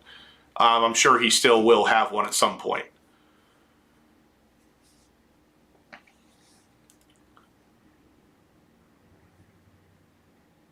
Car and Driver says 87,000 estimated to start. Everybody's estimating at this point because no one really knows, but I feel like 85 to 89, somewhere in that range is pretty solid.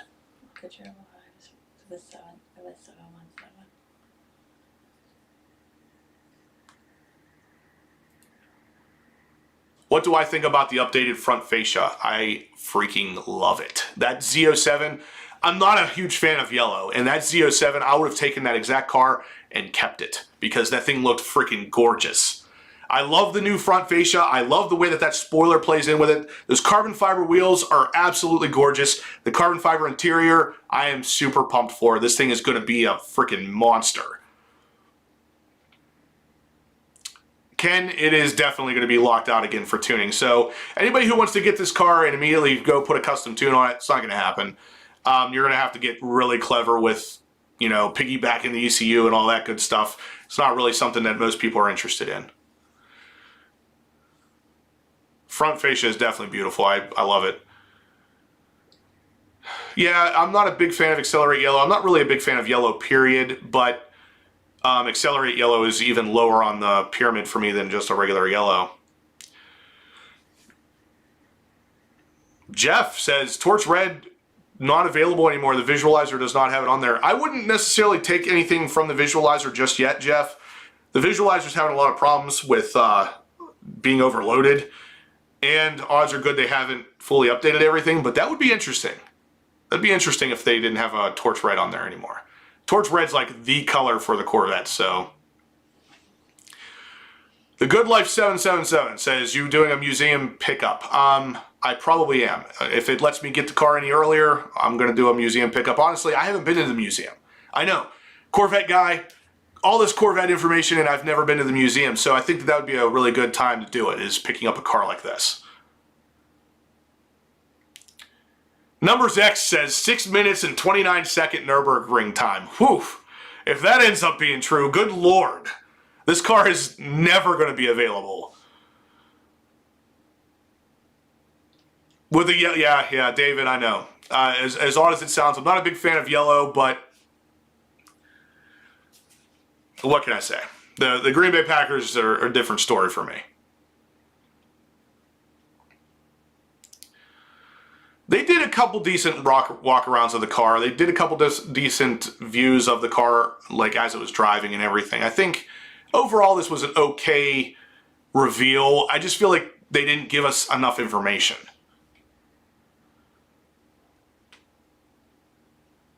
Luke, that was just one of their ring attempts. They had been at the ring for a couple days. One day it was canceled because of a crash. I'm sure other days they ran into bad weather.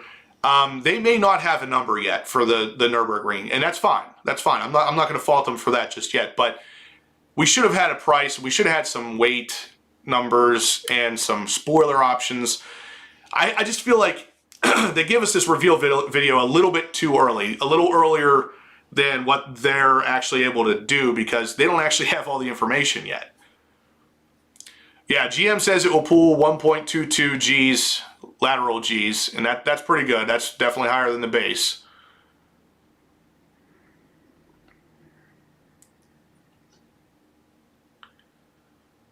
Base MSRP is 97.9 before options. I hope not. That's really high. Luke, I want the Z06 bad enough that I would allow that trade to happen if it was up to me. As pathetic as that sounds. Orange with the orange calipers did look really good. Now, I'm not a huge fan of Sebring orange or Amplify orange, but that orange on that Z06 looked freaking phenomenal. No. So James asked if I'm going to pay $50,000 or higher adjustment for my Z06 from the dealer. No. I'm going to get mine at MSRP, or I'm not getting one. I'm not going to pay above MSRP for something like this whenever in a couple months you'll be left holding the bill.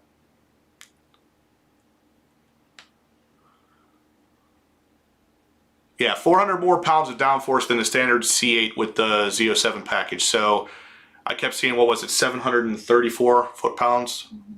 Or pound, I don't know, whatever it was. 734 pounds of downforce on the rear Z06 spoiler. Yeah, Vanilla Gorilla, no one's concern is the 7-minute lap time, but everybody wants that car that they can talk about. Everybody wants the car that says, hey, this car will do the Nürburgring in under 7 minutes. It doesn't matter if you're using that on a daily basis or not. Some people will take it to the track, some people won't, but you'll still have that bragging right. My dealer told me $50K over MSRP is mandated from GM. It's definitely not mandated from GM, but I have heard that number a couple times at Corvettes at Carlisle this past year. A lot of people were talking about $50K over MSRP for the Z06. That is not mandated by GM, not in the slightest. Your dealer is lying to you. If your dealer's charging you over MSRP and they're telling you that it's for any reason other than to stuff their pockets with cash, they're lying to you. Yeah, Links for Life says he totally agrees on the reveal being early. I think this was early. They didn't have all of the information that they should have had to reveal this car to us, but I'm still pumped. I mean, I'm glad to finally see this car in the flesh. It's here. It's official. The details are going to leak out over the next couple months.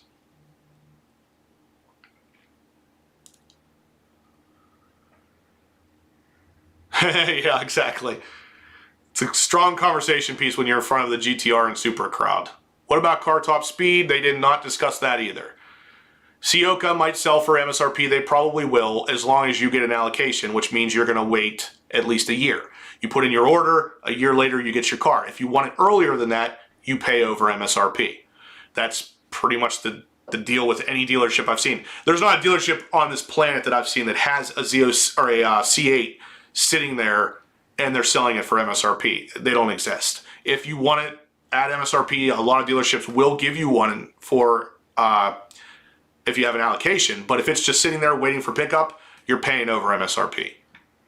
The Z07 engine is not supercharged. That is 100% naturally aspirated, unless, of course, they didn't tell us something.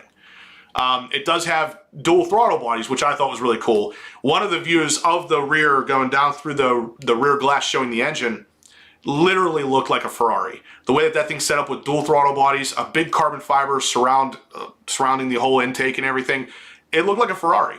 And I mean, it sounds like a Ferrari. If it performs like a Ferrari, what's the real difference here? I am getting a coupe.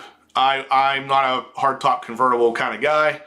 I like the coupe idea because I want people to be able to see that engine, especially if it's going to look like that Ferrari-esque stuff that we saw in the reveal. There's no way that I'm not showing that off. I agree, MSRP or nothing.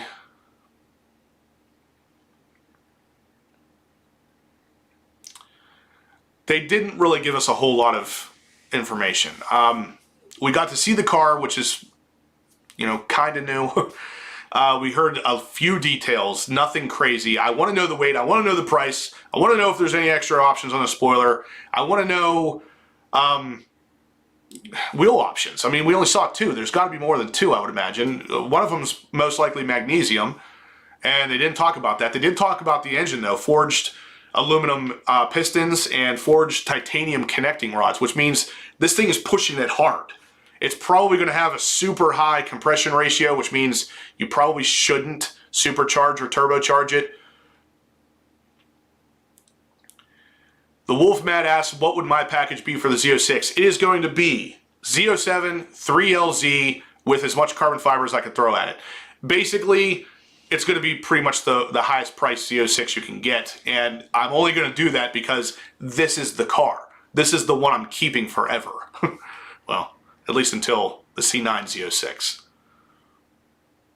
Assuming it's not electric. What about the car engine cooling system? They did not mention anything about that either. Based on what I could see, they added an extra radiator up front in the middle. So you got three radiators in the front cooling the coolant of the car. You got the two side intakes, which if they add a bigger radiator to either side, the passenger side is typically for the dual clutch transmission. The driver's side, I believe, was an additional coolant radiator. So if they make those any bigger. Moto Olympics, thank you for your support, buddy. I appreciate it. Check out the Z06 configurator, wheel options. Okay, there are wheel options on the configurator, but they didn't talk about them in the reveal video. That's the thing. Street-driven dreams. They did not mention anything about it, but I highly doubt the Z06 is going to be all-wheel drive. I think they're saving that for the E-Ray, ZR1, or Zora model, possibly all three. Just got off the phone with my dealer, and he had revealed to me that a lot of the dealers are ordering the Z06 allocations, and they're marking them up. And he said that that is a promise with all dealers. That's probably not a promise with all dealers. I know my dealership would not do that. So if you guys are interested in ordering the Z06 or a C8, contact Click Lewis, talk to Michael Matarazzo or Greg Lewis. Those are my salesmen. They do not charge over MSRP if you put in an allocation for these cars. Talk to one of those two. I guarantee you, you'll get the car and you'll get it at MSRP. Now, another thing, though, Deshaun saying that the dealers are buying up the cars and then selling them at MSRP, that's exactly what they were doing with the Dodge Ram TRX. And Dodge actually stepped in and said, okay, enough of this. You can only order this truck if you have a sold order, meaning you have to have a name, you have to have money down, and you have to have a driver's license on file. So you could not, the dealer could not continue to order that truck and sell it over MSRP because they wanted sold orders showing. Chevy needs to do that exact same thing to stop that from happening. Digital Car Addict says the wheel options are in the visualizer. There's only 2 that we've seen with 2 different color variants. Okay, so I'll have to check out the visualizer here in a second. I'm going to play around with that, maybe make a video on it later for you guys. But I think we're going to get more than 2 wheel options. I also think we're going to get more than 2 spoiler options. 115,000 decently optioned, I would think. I agree. To fully option it, you're probably looking at 130 to 140. Decently, yeah, 105, 115. Phone number for Click Lewis. Let me get that for you. I'm going to actually pin that in here because you guys, if you're ordering a C8 or a Z06, you should be going to a dealership you can trust. And me personally, that's Click Lewis. They offer the C8 at MSRP, and they're going to do the same for the Z06. Now, allocations aren't out yet, so they're probably not going to take any kind of money from you just yet. But once it's available, they will.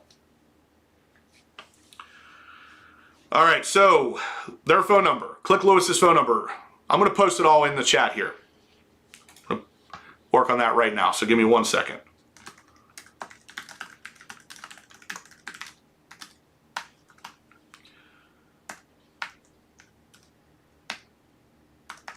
Ask for correct.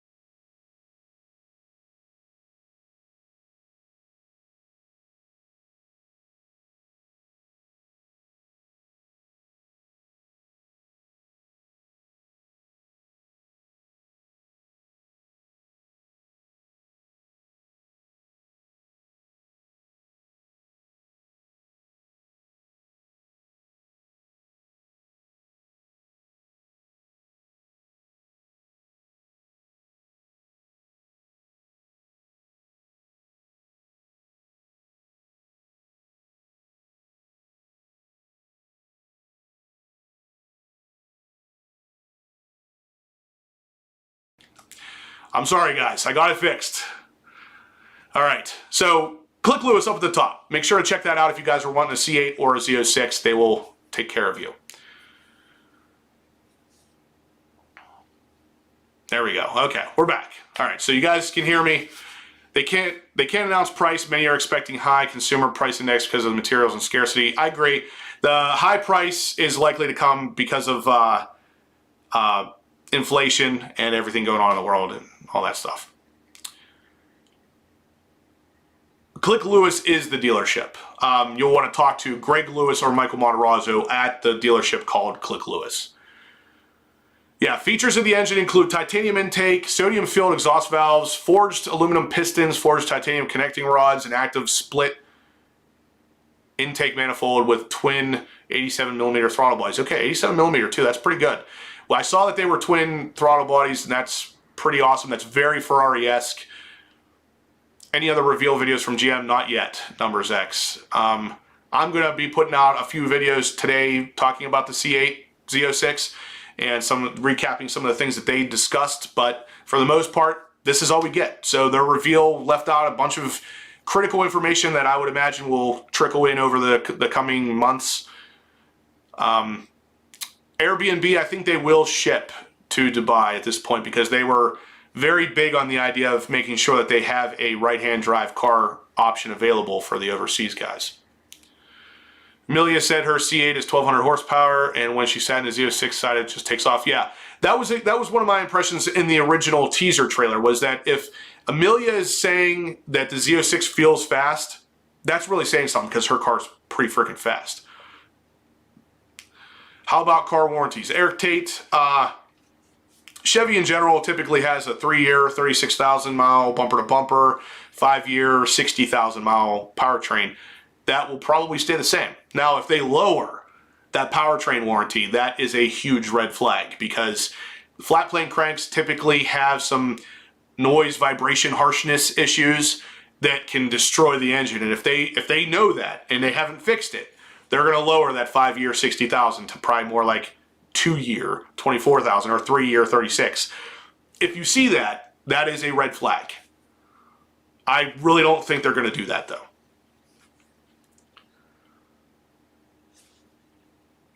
Per GM, the engine is mated to the same 8-speed dual-clutch transaxle transmission found in the Corvette Stingray, but with a shorter 5.56 final drive ratio for improved acceleration.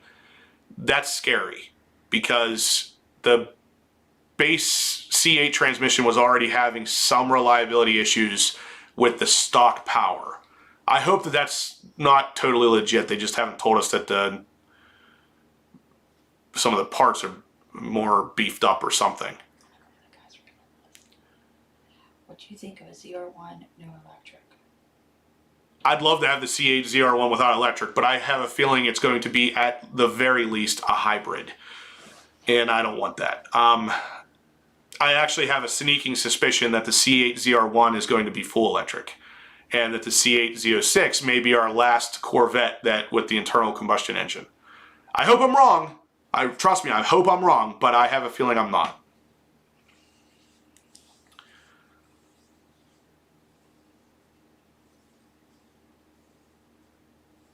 Yeah, you're right. Corsa Caleb says they probably learned so much about the 5.5 liter with the C8R in IMSA, ran 24 hours straight nonstop in the Daytona 24.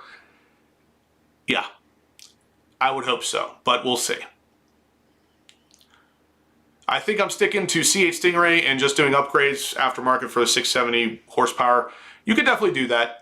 The biggest reason to step up to the Z06 is not necessarily the added power. It's more the suspension differences, the wheel differences, the hopefully transmission differences, cooling differences, and aerodynamic differences. Now, you can add a lot of that stuff to your base C8 as well. It's really kind of this or that kind of option. I mean, you can do it either way. Bullrun says Justin seems a letdown of no wild colors. Yeah, I'm a little bit disappointed about the color, or lack thereof, color options. I was really hoping we were going to get a Verde Ithaca style green, but like I said, there was no proof of that. There was no rumors of that. There was nothing from GM on any of that. This was just me 100% thinking out loud. And I had been saying that since before the base C8 Corvette was officially announced. I had a feeling the Z06 was going to introduce these wild supercar colors. I'm kind of disappointed they didn't, but at the same time, I already had it in my head. I was ordering black anyway, unless that green came out, so I'm all right, I guess. Triple Z 89, what color do you want? Black. I'm going to get it in black. Again, unless they surprise us last second and say, hey, here's Krypton green. I would do Krypton green, but no. How about that gray? Otherwise, it's going to probably be black, maybe hypersonic gray. I kind of like the hypersonic gray too, but I really wanted to do black because I wanted to stealth wrap it again, and stealth wrap black just looks freaking phenomenal. Don't let all your secrets out.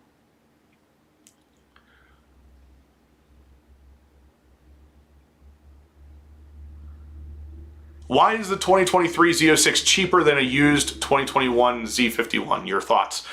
It's not technically cheaper. The only reason it looks cheaper is because people are marking up their Z51s, and the 2023 Z06 is not marked up. So you're comparing markups to non-markups. If you compare markups for markups, the Z06 is going to be much more expensive than the Z51. No. They may bring in additional release colors in the next few years. GM seems to do that from time to time. I mean, they did even with the red mist, the new Amplify Orange. They bring that in, kind of sprinkle it in over time. So it's possible. Maybe the 2024 Z06 will have some new colors. Paper Tiger, yeah, it would match my ZR1 kind of, because, you know, my ZR1 is not the stealth wrap that I'm thinking I'm going to do on the C8, but we'll see. Will you buy the C8 Z06 in 2023? Or, yeah, I'm going to buy it as soon as I can. So basically, my dealership that I work with is Click Lewis Chevrolet in Palmyra, Pennsylvania. I work with Greg Lewis, I work with Michael Matarazzo, and they're basically going to give me one of the first cars out of that dealership. And if I get one of the first ones, it's going to be a 2023. It's going to be black. It's going to be a Z07 with a 3LZ interior. It's going to have every option I can possibly check. That's right. So Magic Flute, I do not pay markups. I refuse to do that on any car. It's not just the Corvette. I will never pay marked up value for a car.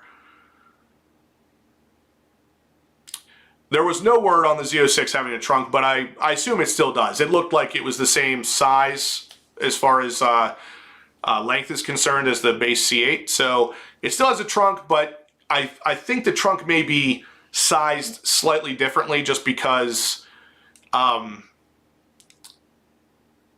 exhaust is coming through the center there now. So it might be sized differently. They may have found a way to route that without touching the trunk, but the trunk is definitely still there. Mike wants to know what you do for a living. You're a heart surgeon, right? Mike, what I do for a living is this. I am strictly YouTube as of March 2020. So when you guys watch my live streams, when you watch my videos, you are helping support me to create further content for you guys. And all of you have done an absolute fantastic job at this today. You've blown my mind. I mean, the amount of people that were on this stream at one point is just absolutely incredible. I appreciate it so much. C8 Z06 is likely to start at 85 to 89K before options. Optioned out 140 to 150.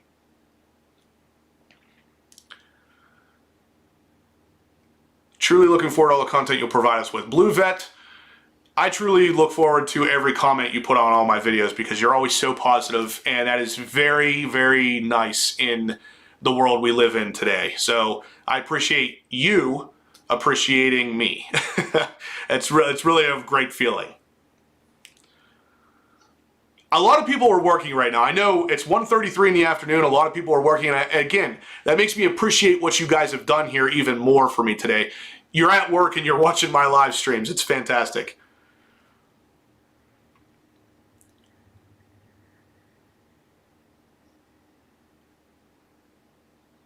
Okay. The Wolf Matt says GM said that they redesigned the engine bay to maximize engine performance, so I would imagine the rear trunk being slightly smaller. Golf club capable though, GM requirement. Probably right. I think it will be resized, possibly, but it's still definitely going to be there.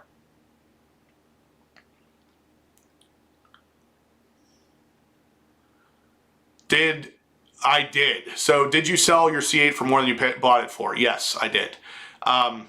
That was not really a requirement. I wasn't even trying to sell it.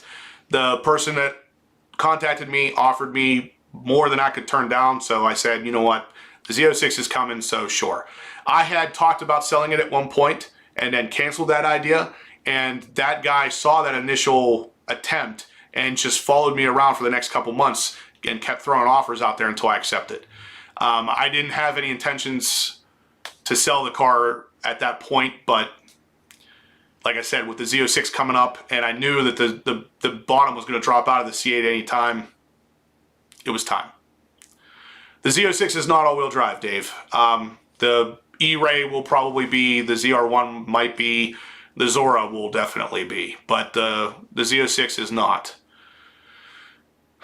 Law R, they did not talk about torque. They did mention the 0 to 60 time is 2.6 seconds. Any news on if the new Z06 will make motor trend testing at Willow Springs? I think they No, they have not mentioned it, but I think it was already at Willow Springs at one point.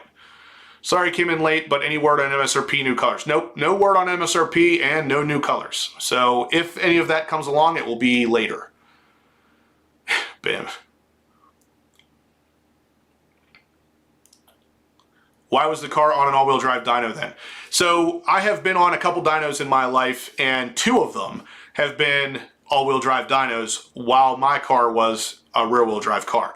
When you do that, it doesn't really matter. The dyno spins the front wheels at the same time your rear wheels are spinning, and it doesn't affect your numbers. It doesn't affect really anything. It's just a dyno that can also accept all-wheel drive cars.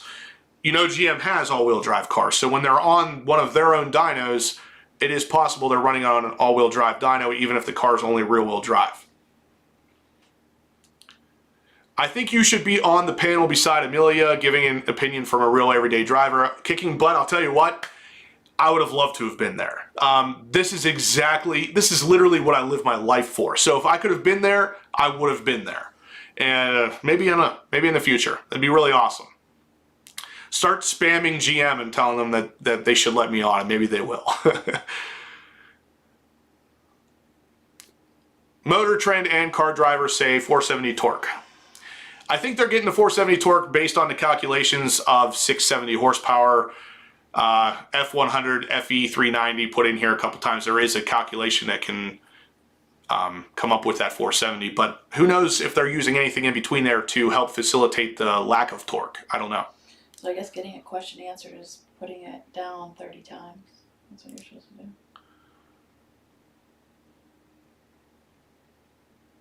Thoughts on Satin Rapid Blue option?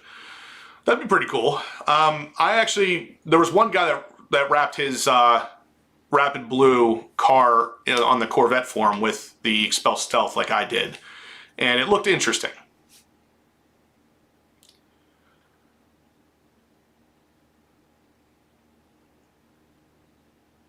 Do I know if the suspension has changed? I don't know for sure, but with the way that the Z06 is always set up after the base car, they always change the suspension. It's always slightly stiffer, more tuned for racing, stuff like that. Possibly beefier as far as control arms and all that stuff goes. We'll have more information as time goes on, but I would imagine yes.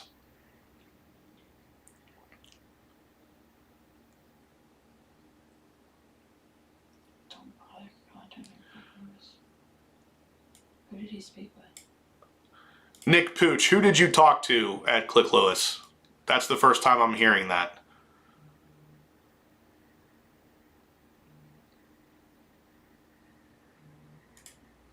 Can we throw Dave off the ship?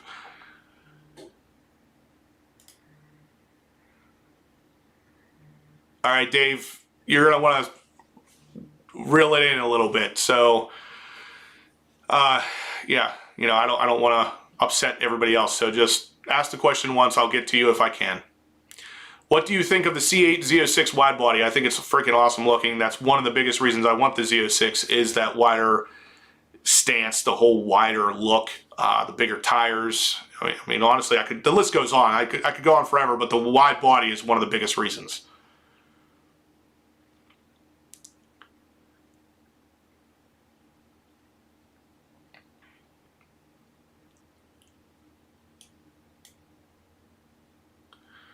All right, so 670 horsepower and 460 torque. That does seem like that keeps coming up. Apparently, somebody just interviewed with someone at the Peterson Museum. It's looking like that's going to be the reel it in. That's going to be the number, yeah. Nick Pooch, they are very nice people up there. They may be sold out of C8 Z06 allocations, but their C8 allocations are some of the best. You can get them at MSRP. They come in relatively quick, and they're really easy to deal with. No talk of price yet. They have not mentioned price, but my guess is somewhere between 85 and 89K to start, maxing out at around 140 to 150. I am getting the coupe, Peter O'Connor. It will be the coupe 3LZ Z07 package car.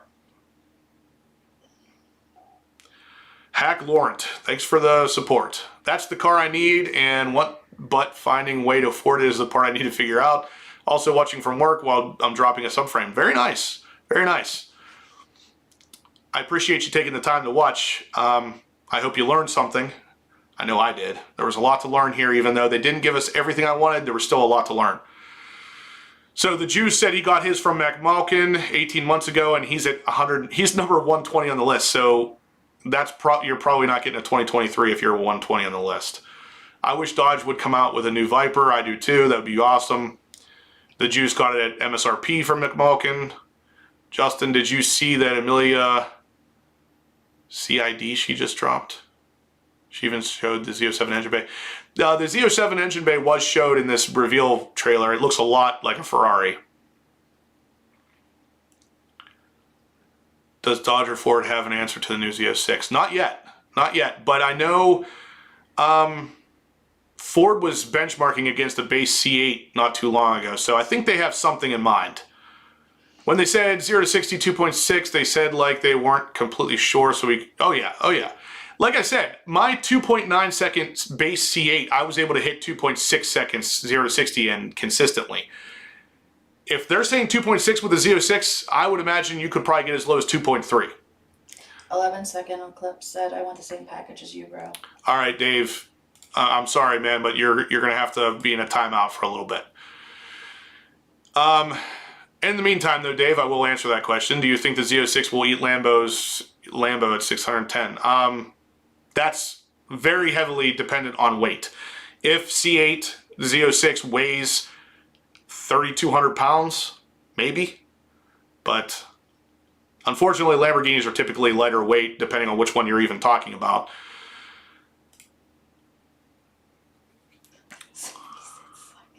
What impact do you think the Z06 will have on the exotic market? I don't know that it will have any impact on the exotic market. As much as I'd like to say it would, I had actually one of the GM guys that was going around and showing off the car at the dealerships whenever the C8 first came out. I had him put it in perspective for me. He said, because I said the same thing. I said the C8 is going to hurt Ferrari, it's going to hurt Lamborghini, and he said, no, it's not. And I said, really? Why don't you think? And he said, you can go to Walmart right now and buy a Timex watch. It tells the time, it tells the date, you can set an alarm, you can do whatever you want with it. But at the end of the day, that's not hurting the sales of Rolex. And I was like, yeah, you know what? You're right. So what it comes down to is less about the car and more about the brand. There's a lot of people out there that are brand specific. They want to have that ability to say, hey, I drive a Ferrari, I drive a Lamborghini. But basically, it doesn't matter that the Z06 might be necessarily a faster, maybe even a better car than those. You're buying a Lamborghini or you're buying a Ferrari versus buying a Chevy. So, no, I don't think it will upset the exotic market. But at the same time,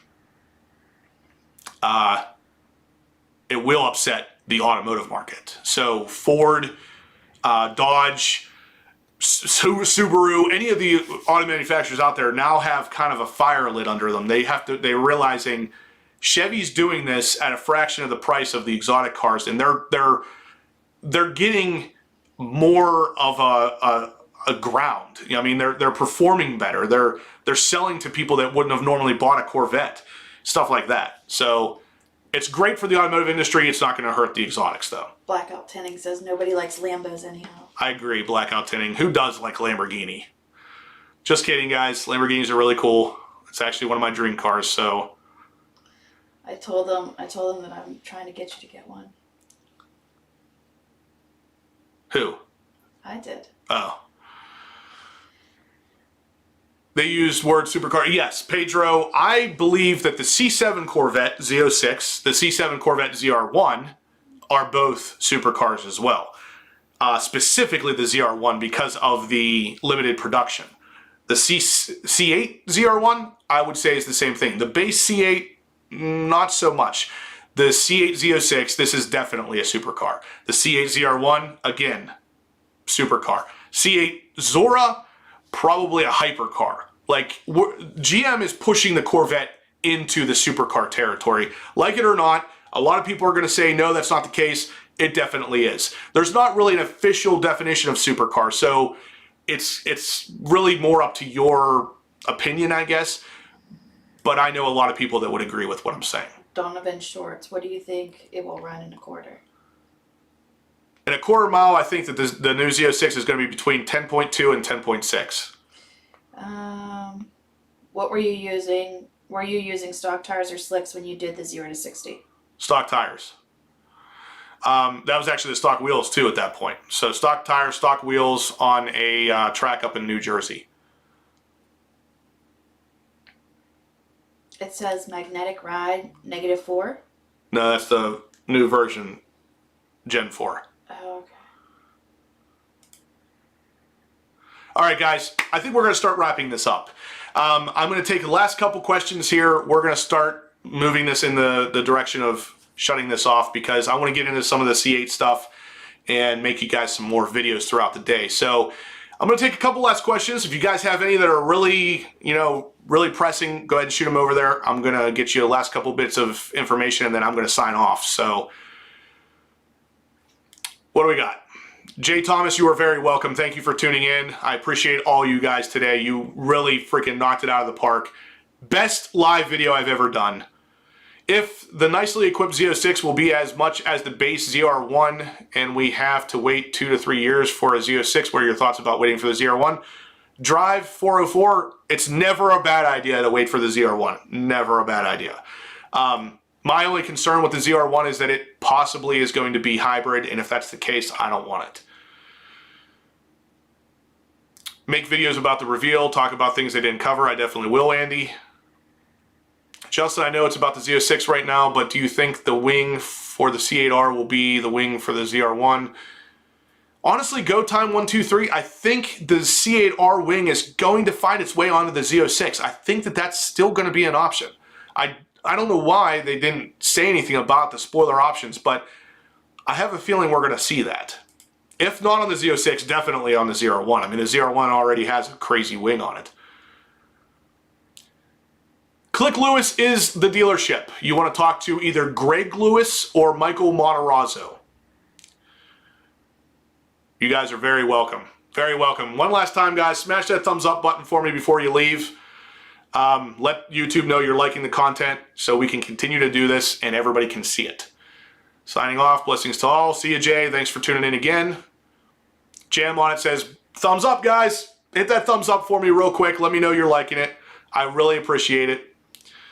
These are exciting times for Corvettes. When do you think the ZR1 will come out? ZR1's probably a year or two away still, maybe more. All right, guys, I think we're done. I think we're all done. Everybody have a good day. Thank you so much for tuning in. I appreciate all your support. You guys have been great. I don't know what else to say. Yeah, stay tuned for more videos. I'm going to have a couple more up today and tomorrow. There's a lot to discuss here. There's a lot to unpack from this reveal. So Jeff says thanks for all the info. you're very welcome, Jeff. Thank you so much for tuning in, guys. Second Eclipse said